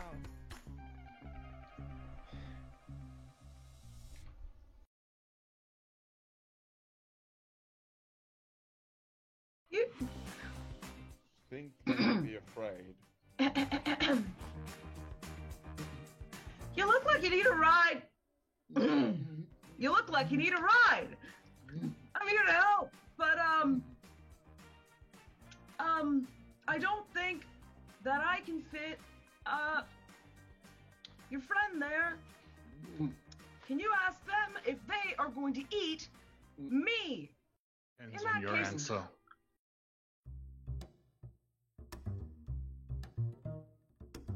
My name is Michel Vaillancourt. I'm the games master and storyteller for Unlawful Disorder. I've been asked to give a summary of events of the game, but that seems a little strange because, well, that's the job of the players. Don't ask me what the story is, I'm just the guy telling it. So, let's talk about how we got here. So, about a year ago, I saw a bunch of really talented people doing some really cool stuff, and I thought, well, that's cool, I'll have to keep them in mind. And a little while after that, I got a call from a roleplay channel asking me to set up a game. They wanted a European time zone friendly game. So I went back and I called up the cool people doing the cool stuff. So that would be Chantel and company. Cool. So, after that, we took a little bit of time, discussed a good D&D campaign, and I brought forward one of my homebrew worlds. And they looked at me and said, no.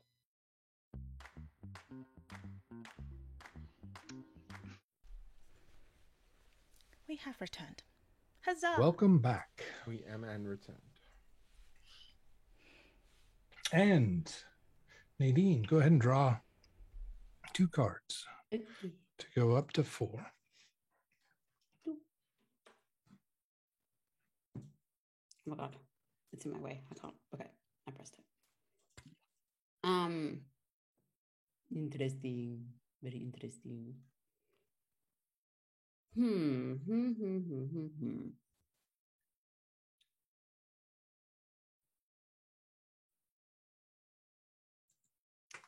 Okay, I think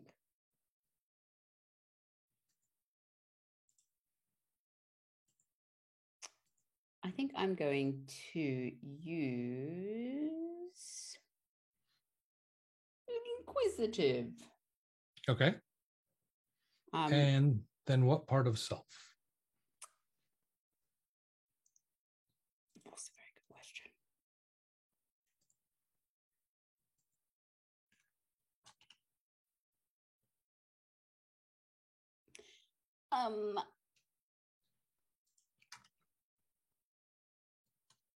I don't know. Which one's part of self again? So the suit. So Right, okay.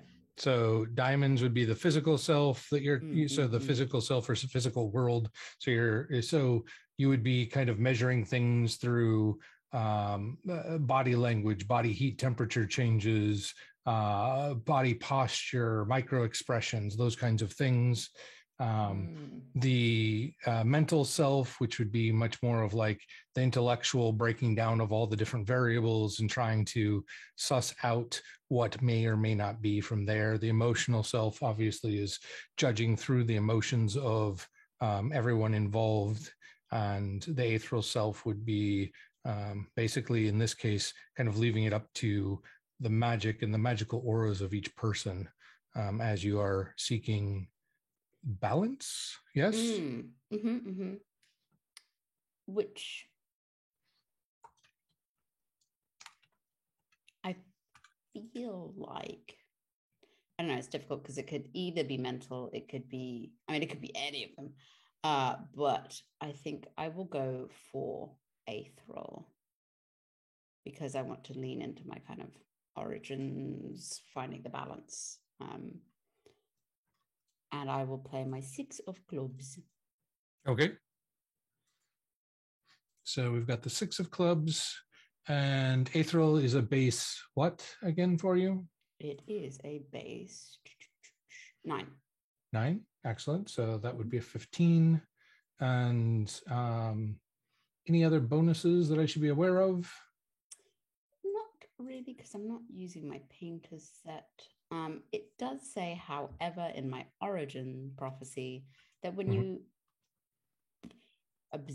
preserve the balance, or it manifests naturally, your connection to the aether surges. I don't know whether that gives me a bonus or anything, but yeah. Yeah. No, that makes sense. And that's good to remind me of. Thank you for that. And that's your origin? That is my origin. Okay. Just one more time, talk me through what you are seeking again, so I don't get it, so I'm not off center from what you're seeking. So right now, going through Sophia's head is that we have this baby. This baby is prophesized to be a very powerful individual who, it seems everyone in some way or another is worried that they're going to be swayed or used as a tool of some kind.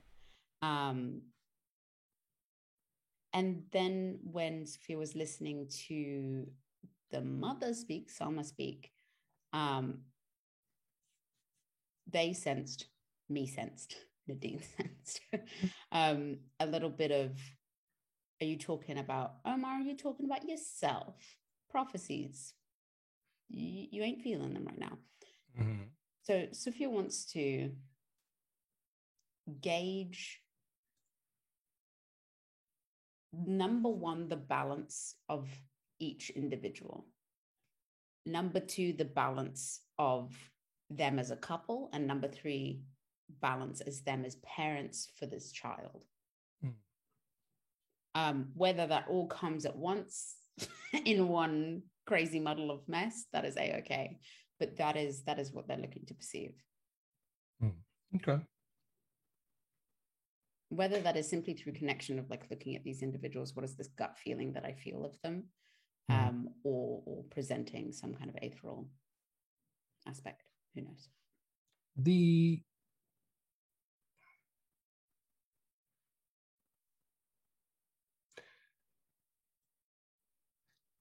as a couple, they seem well suited.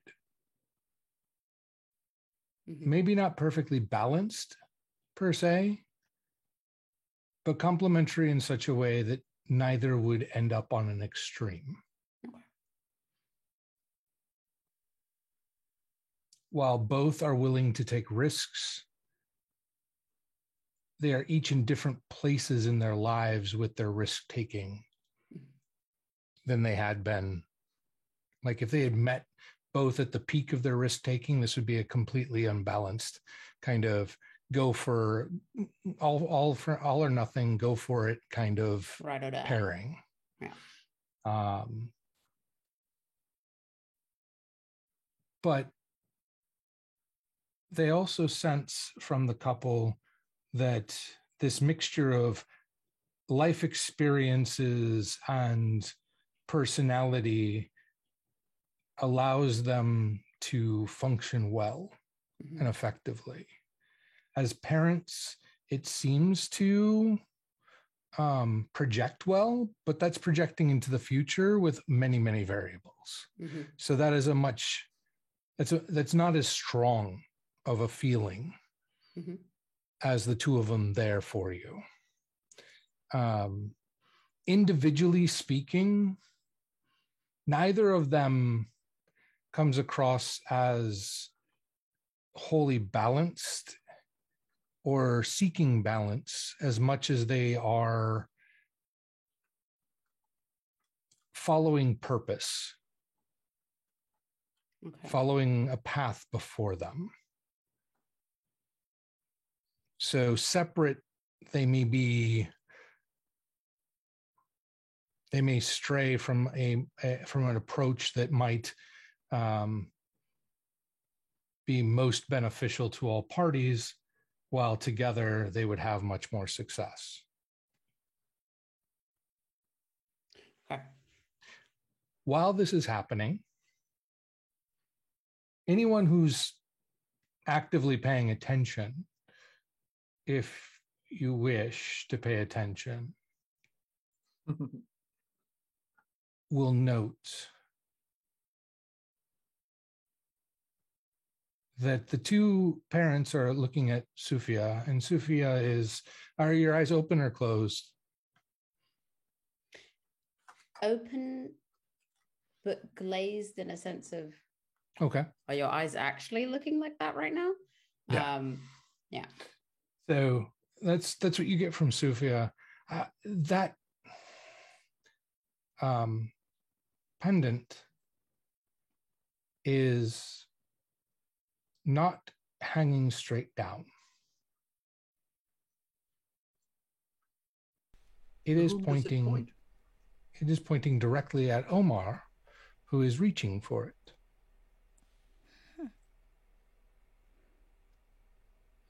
And giggling.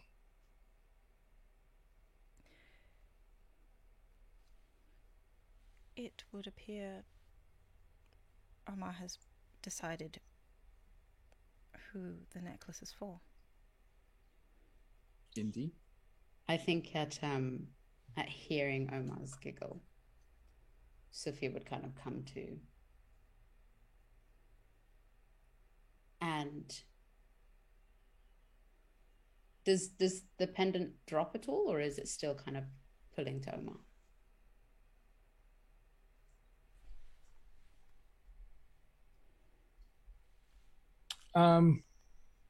It still pulls towards Omar for a while, but it slowly wanes. Okay.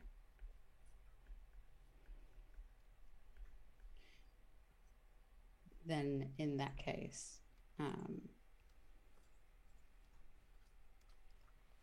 Sophia drops both of their hands and turns to Omar and wraps very, very gently the necklace around their wrist, because obviously it's a tiny infant and they can't wear it as a necklace right now. and then places it in their palm, which I'm sure death grip. That baby death grip. Yep. And they'll kind of like tap Omar's nose and say, there is no advice that I can give you right now because you're a baby and you cannot understand. Turns to the parents and says, now, of course, I cannot change your minds in accordance to the purposes that you are both steadily wanting to achieve. Whether you believe it is for yourself or whether you believe it is for Omar, I'm not sure. But know that there is an ultimate decider at the end of everything. It is not a prophecy. It is final, and you cannot change anything. Prophecies, sometimes they are true, sometimes they are not. Sometimes it depends on how you perceive them. What I can tell you is that Omar is in for, how is it they say, a wild ride. Omar's teeth are gumming the pendant. It is sharp, don't do that. But so are you two. Remember to love each other as a family.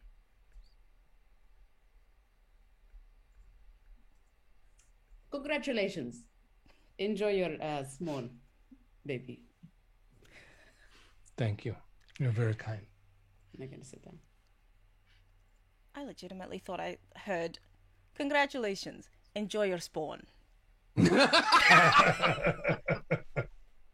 I thought you were just going to stop at They small. said it nicer, but that. It's just like, enjoy your small.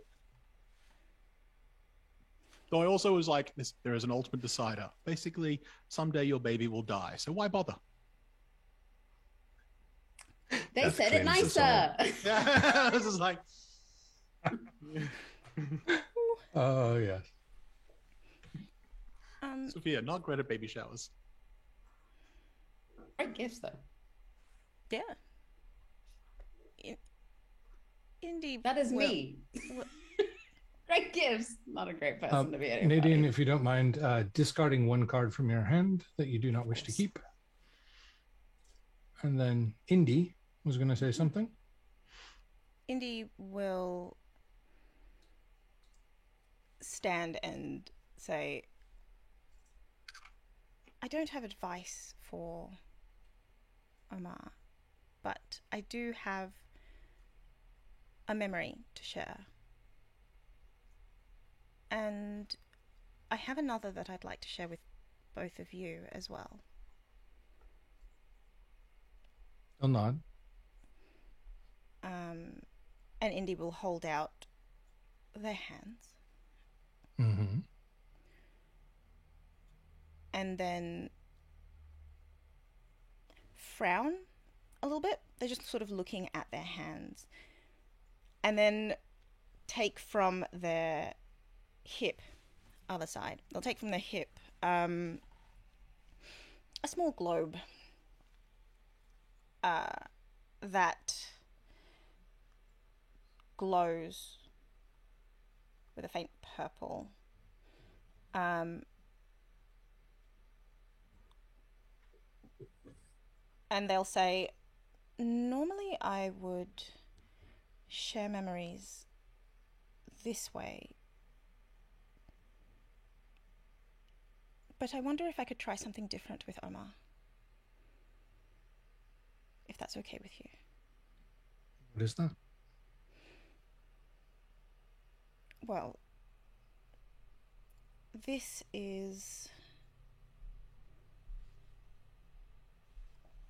for Chantel is brain fog. Is that the Okan? It is the Okan, thank you. Pulls out a large needle. pulls this is my little friend. This Inject the memories directly into its veins. this is my Okan. I don't know how much you know about my culture, but the easiest, fastest way to share memories with someone who isn't a silent walker is to show them rather than describe. But I think Omar might be, gesturing at the necklace, a little different. So I'll hold the Okan so you can see what I'm doing.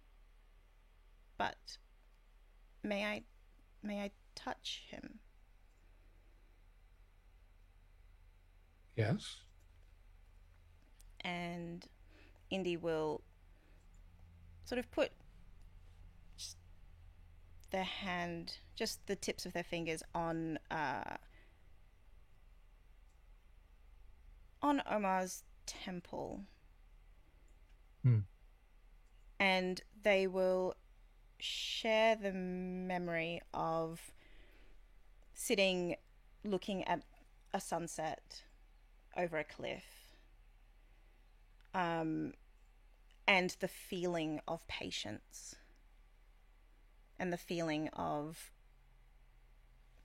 anticipation.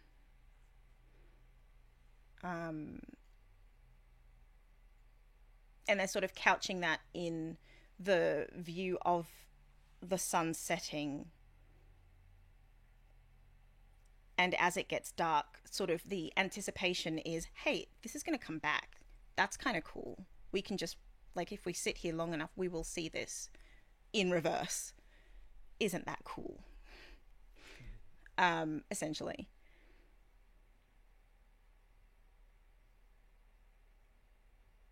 Which is very, like, the Okan doesn't do that very well, but that feeling is what they're trying to convey to Omar.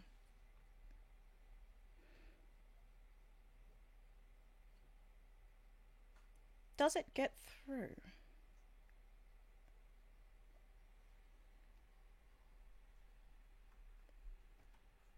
Yes. Interesting. Indy believes it does. To what level of understanding will be based on how much Indy believes a child of Omar's age can understand.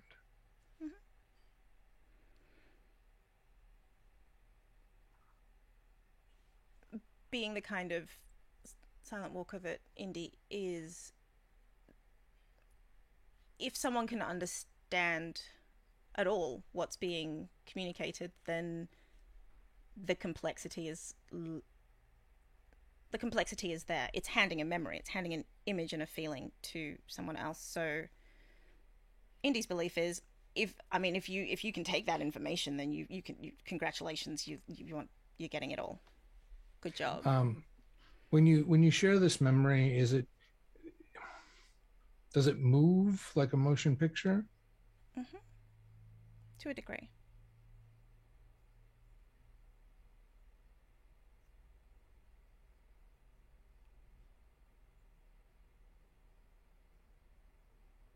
Intentional or not, it rewinds and replays more than once.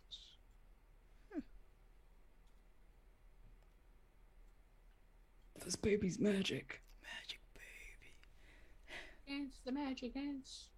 Hey, the magic baby's magic. Guys, the magic baby's magic.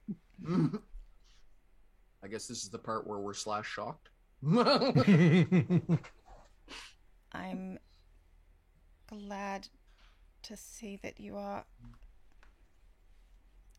more mature than you appear, is what Indy will say to Omar. And then turn to the parents and hold out the Okan. And what everyone else saw was sort of a flat surface of purple light, And then on from that, motes of purple would have jumped up to show that memory, but you'd have seen the image of looking out at a sunset and the sun setting, essentially. The memory I have for you is a much more recent one. And I think it's important for you to know and see that there are a lot of people that do care about Omar, who want the best for him, but do not have expectations of him. And the motes jump up again, and what everyone would see at this point is Indy watching everyone else making their gift or finding their gift, because Indy would have just paid attention to what everyone else is doing, and they've brought that together, and it's just all three of them putting those, like, just creating that. And the thought process and, like, you know, furrowed brows and did I find what I was looking for and where is this, and just creation happening.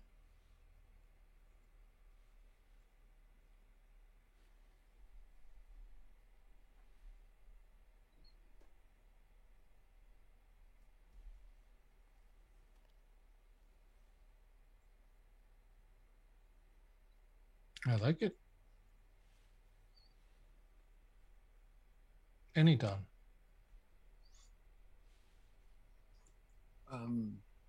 Not that you've forced yourself into this, but you will be offered your tea and asked the same question. What brings you here?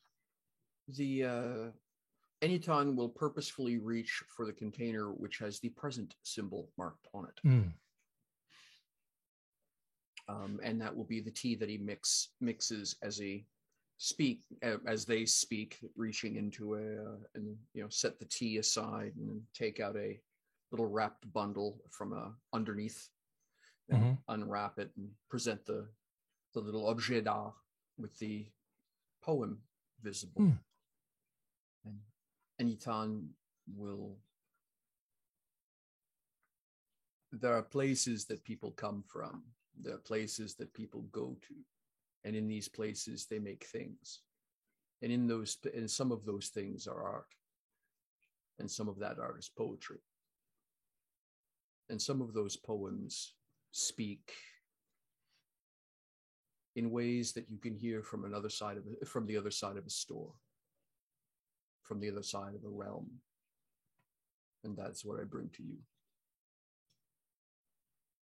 I do not speak the text. I cannot read it. But it tells me it should be read.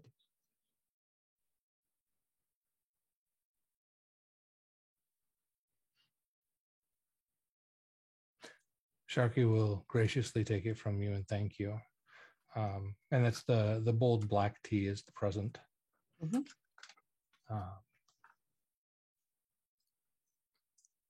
he will pour water for you, as he did for Sufia, and return to the table and sit with you all. He'll hand the piece of glass to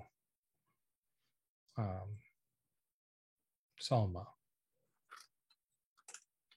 And Salma will glance at it and smile and say, "Oh, this is quite an old dialect.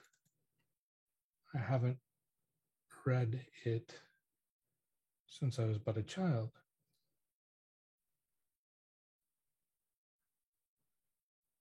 It's titled In the Shadow of the Moon.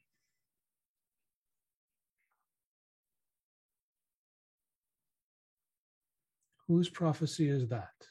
I think I know. Its owner is innocent, though, full of joy like a vivid rainbow, I watch him smile and coo hello. He gives his prophecy a shake and laughs until his belly aches. The only other sound, mandrake sizzling atop the stove with steak. The prophecy, insightful, vibrant, and deep, reminds that he has promises to keep. But after cake and lots of sleep, sweet dreams come to him cheap.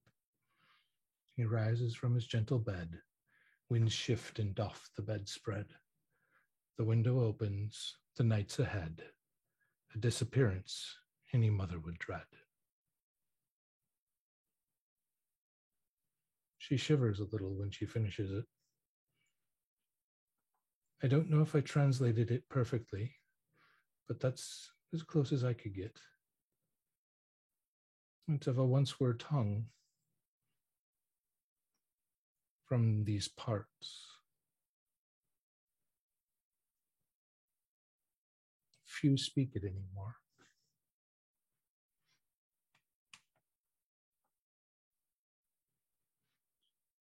Thank you. Reminds us of where we've come from.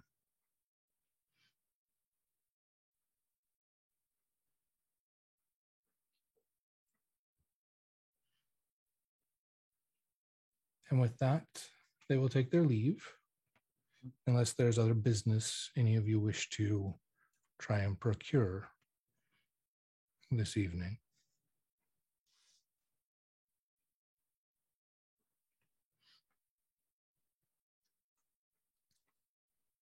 So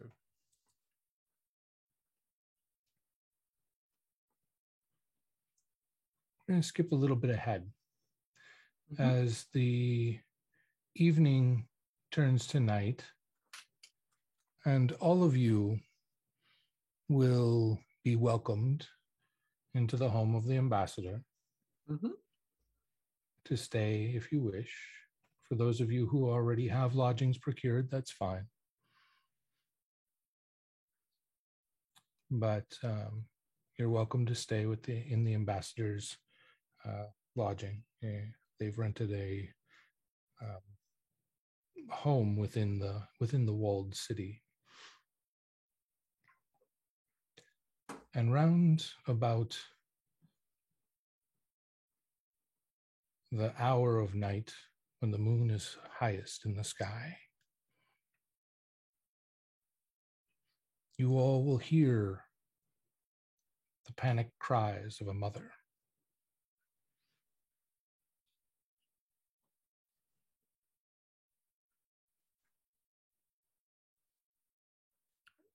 from outside the residence, presumably. From outside the residence. Running. Get up, shield slinging, stuff grabbing, running. Yeah, no, yeah, running. I think as like everyone's starting to run out, Morgan looks to the ambassador. Should I investigate, sir? Go. You are needed. I will be here. Like a half frown at that unexpected phrase, and then running out the door at the next sound of a scream.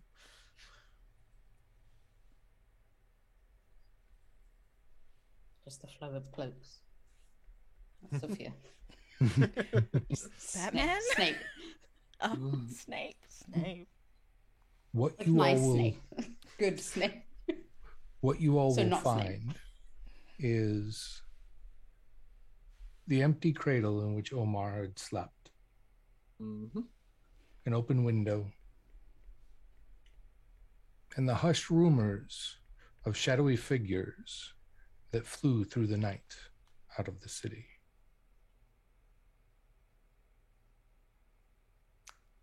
They headed east into the dunes.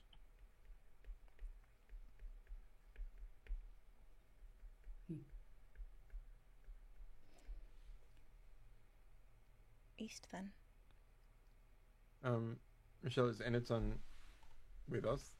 Oh yeah, Anyton will literally have been using his shield like a skateboard and have been going along rooftops, down, over side combings, along wall tops, and literally will have screeched to a halt in a shower of sparks, and then kicked the shield up, slung it over, and then just sort of dropped it down the back of their cloak.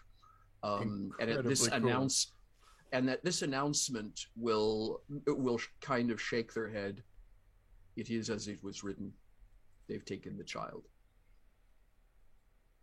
Well, then we have to get them back. Of course. But that part isn't written. Anytime we'll take out the compass and flip it open. Has the needle stabilized by chance? It points east mostly, slightly north, but They will kind of move it back and forth slightly. That way. Click. It just Morgan just like shakes his head and it's like, hate prophecies, and just starts running in that Is there That's anything a fantastic line to end on, I think. Up to you guys. But Sam, did you have a question? I was gonna what these like shadowy figures? Is there any sort of clue or something they left behind like in the room to either sort of indicate what they were, who they were, or Yes, something like that? there's a note Oh. sitting in the cradle. What does it say? It says, Omar is one with the order now.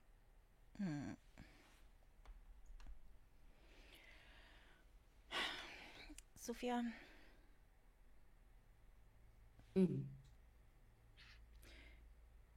you said the child was in for a wild ride.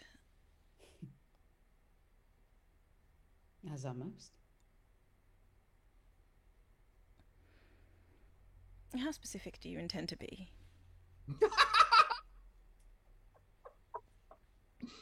I will say I do some of these things where I say things and I don't realize that what I'm doing is prophesizing, and so that was one of them. Is Sama there? Yes, she is.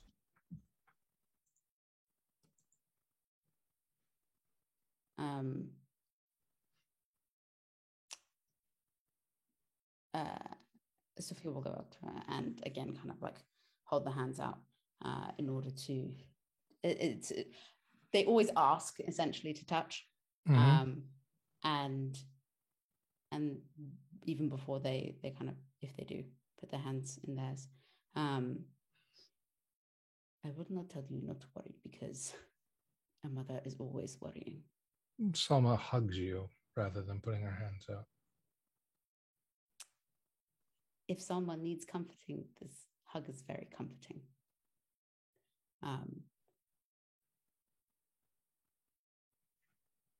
We will find your son. But do you know what this order is? Nothing more than the rumors.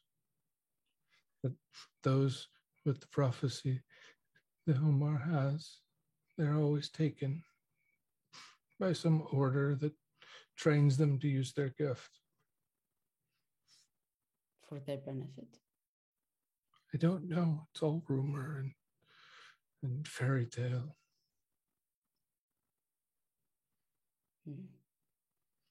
I've never met anyone who's ever met anyone from the order. One of those. Do you remember the last child that would have been taken in by this order? Oh.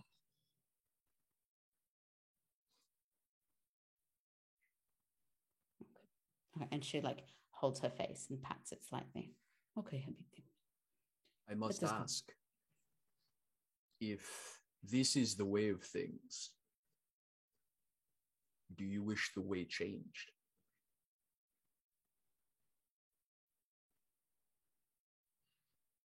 I just want him safe and loved. Home. Yeah, I mean, we're not leaving a baby to be abducted by some strange people in the middle of the night. That's... We will find him.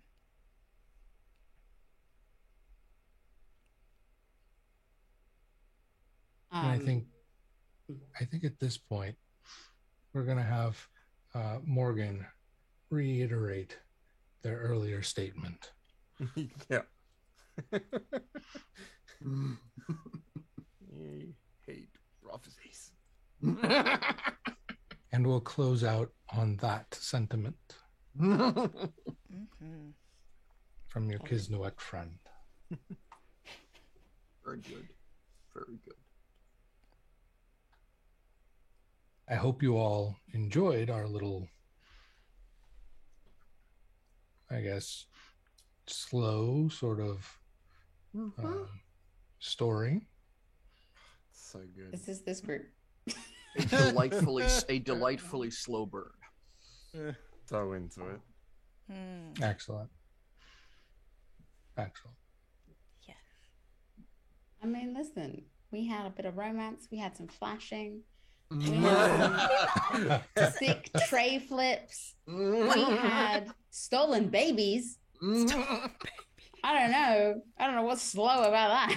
Stolen magic baby? That's the fastest ever. If it turns out that all the gifts were prophetic, then Well, shit. Oh no. like Is that... poems all being captured, we find them at like Sunset. sundown. On a time traveling boat. They're on a boat. On a time And- traveling boat. Yeah, There's a rattlesnake. No, I was The trying rattlesnake to... took the baby. and then when we find them, we shake them. There's a... The kidnapper's not the shaking- child, Chantel. Yes. It wouldn't be a rattlesnake. It would be this world's version of Cuban Pete from the Master Jim Carrey. I love it. When we just get there and there's a mariachi band. I don't know if it's an intended consequence of the mechanics of the game, Chris, but having cards in your hand, I found this really interesting. I started perceiving my character through the lens of those suits because you know that like those are potential actions you can take. And so I started, because I have a heart and a diamond in hand, I was very much thinking in my character's emotional and physical self.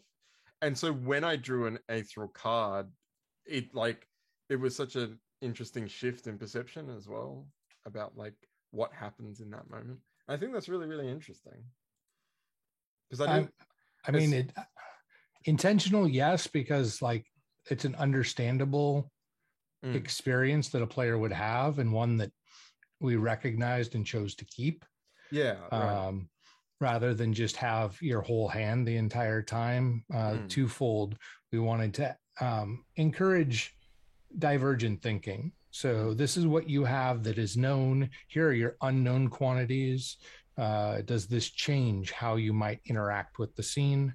But also to keep the cards going and refreshing, to be able to allow people to be less hesitant to hold on to high cards and to try and encourage them to play them more readily, because there's a chance it'll return to you with all of the reshuffling. Like we saw last week, where the jokers just kept coming to the top.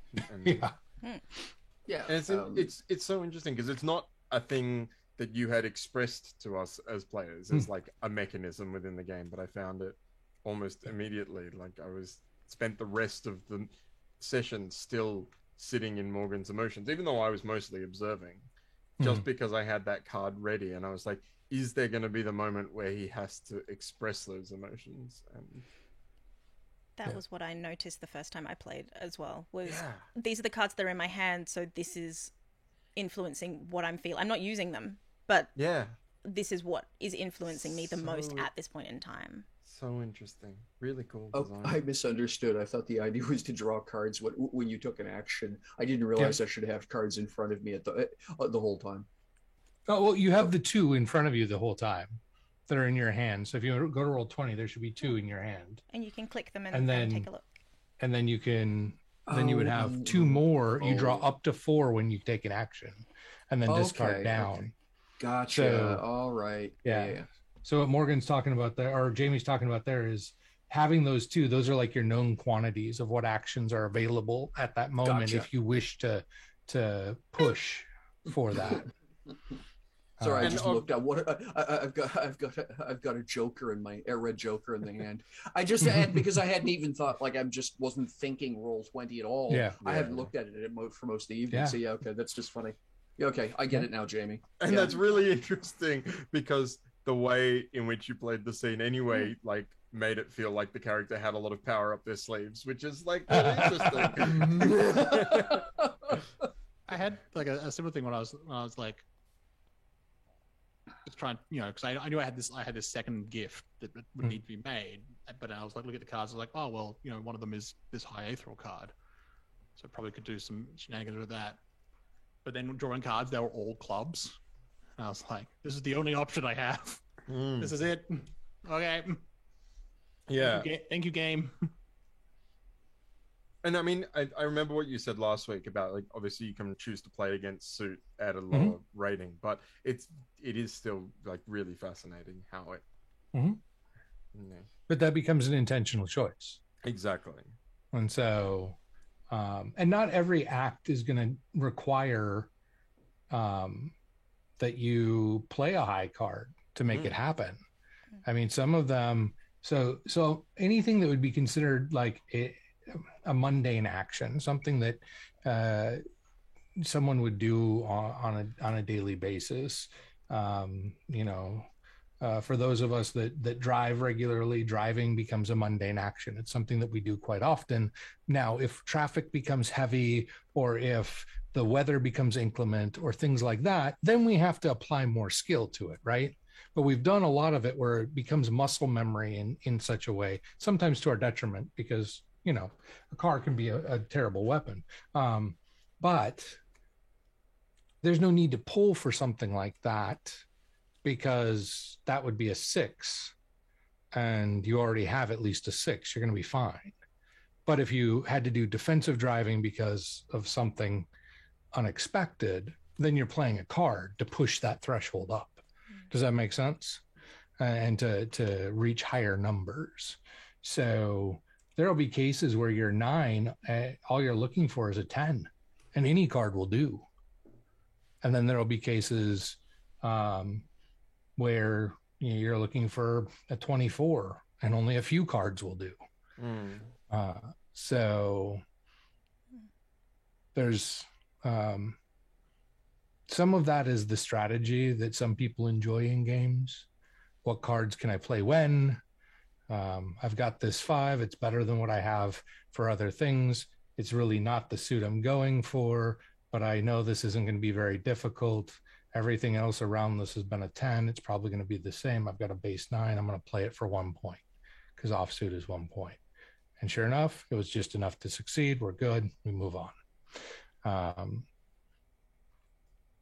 And those things, for people that are of that style of play, are built that way. For those that would rather just let the cards lead them, it's built that way too. Yeah. So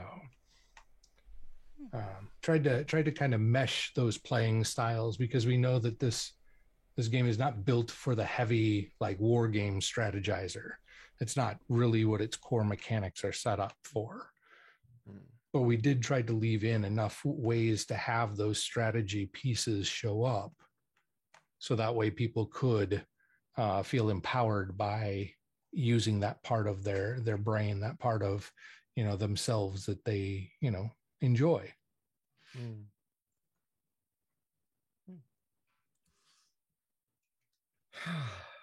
Magic babies, huh? Mm-hmm. how'd everybody enjoy the session this evening? We lost a Michelle. Oh no. Nope.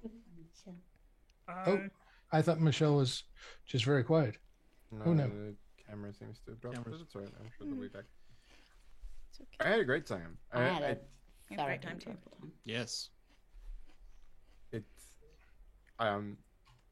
It's such an interesting, like, tension line as someone with ADHD, like when there's such a tense like scene and the action is slow, where it's like, this is amazing, but you're also waiting for the penny to drop, and like just staying focused is a little bit tricky for me, Mm-hmm. especially first thing in the morning. But that's just, you know, but I found like there's so much nuance in there that like I was constantly drawn back in, and that was really Well, that's good. I do try to move around the table as best as I can to help with that as well, and not linger too much in any one spot if possible. I think, if I'm right, I might be wrong, but from Jamie's perspective, is it more a story moving forward, as in leaving one location, moving to another location, or is it where the focus of the scene is? Yeah, I think it's part of that. I think is because it's like a new game and there's like this level of underlying excitement where I'm like, oh, I want us to do the thing. Let's draw the cards and play the cards and do the stuff and fight. And so I'm not in the same mode like we often are in Unlawful Disorder, where I'm ready to sit in each scene and really just like actively listen. I think it was just a modal thing where I was like, but ended up what that meant for me was all of this like potential energy was channeled into the tension of the scene, which was awesome because like it was such a subtle scene for 2 hours or whatever that we played, that having that much tension under it was, because I didn't know, is it gonna break bad? Are we gonna find out Sharky's a horrible person or blah blah blah blah? And then like it was more interesting over time that it wasn't like the tension wasn't something within the scene itself. It was what was coming, and whether or not it was planned or not for Enitan's gift to land last the way it did, it just like landed really nicely for me, and then that was what broke into. And Perfect. I think a lot of it also is finding the dynamic of the group, who is the more 100%. talkative, who is, because especially if you've got 3, possibly more watchers, you're always going to have a more when you're in a room of introverts and it's like talk, and you're like, you don't want to go okay, hello. That's the feeling that I'm getting of this group who've just met, taking turns of like, I was in this interesting position as well as the character who would love to be the one just like rambling on and talking first, but their boss is here. And it's like, I have to hold that in. And it's like, Sam, when you dropped like the bomb as John Doe, I was just like, oh, I'm so glad that there's like another person in the room who can just break all of the ritual of the politeness of the moment. I love it. That No, was I think you delightful. guys did. I think you did wonderfully. I just wanted to make sure that it wasn't anything that I was doing, because I can always take that in and work on that for the next session as well. I think everyone's doing a fabulous job. Yes. And I can't wait to see more of Enitan's sick skateboard moves. Hell yeah, that was like so cool. Dropping that right at the last moment. I'm like, hell yeah. They've got a shield skateboard. That's amazing. Arrives like, the coolest person from the 90s and then just starts talking like this ancient sage, and just like, yes, Yeah. I love it because I loved that moment between Indian and Atan. They're like, "Why are you here?" Because Because I'm like here. existence. What do you mean? yeah, Right? correct. Mm-hmm. You're right. Yes. Perfect. It's just like I love that I Morgan realizing told that. Sorry, you go. I told Michelle how the shields work, and then Michelle's like, "Yes, Yes, and yes." Tony Hawk in a Wuxia movie is sort of mentally the framework I'm working in. amazing. Yeah, just like I'm here for it. the real Morgan's realization that like we are a group of strangers to an extent, Yeah. and just hadn't considered that until the moment. Like, I brought my boss here. I took them to my boss. My job is to protect this person. Oh no! You really did look around and went, huh, you are all strangers. Correct. Whoops. Well, and my thought had been is because Anitan is one of those people who's always just in the background of most scenes because he is an observer as the way he recuperates. People always presume that somebody else knows what's going on, and so mentally that was that moment where everyone is, oh, he's with you, right? And if he's not with you, he's got to be. If he's just walking in, clearly the house knows who he is. Maybe they work here or something, right? And just sort of just drifting in on that collective confusion was just. Honestly, if my slogan could be drifting along on the collective confusion, it would be. You write that down. That's going to be the title.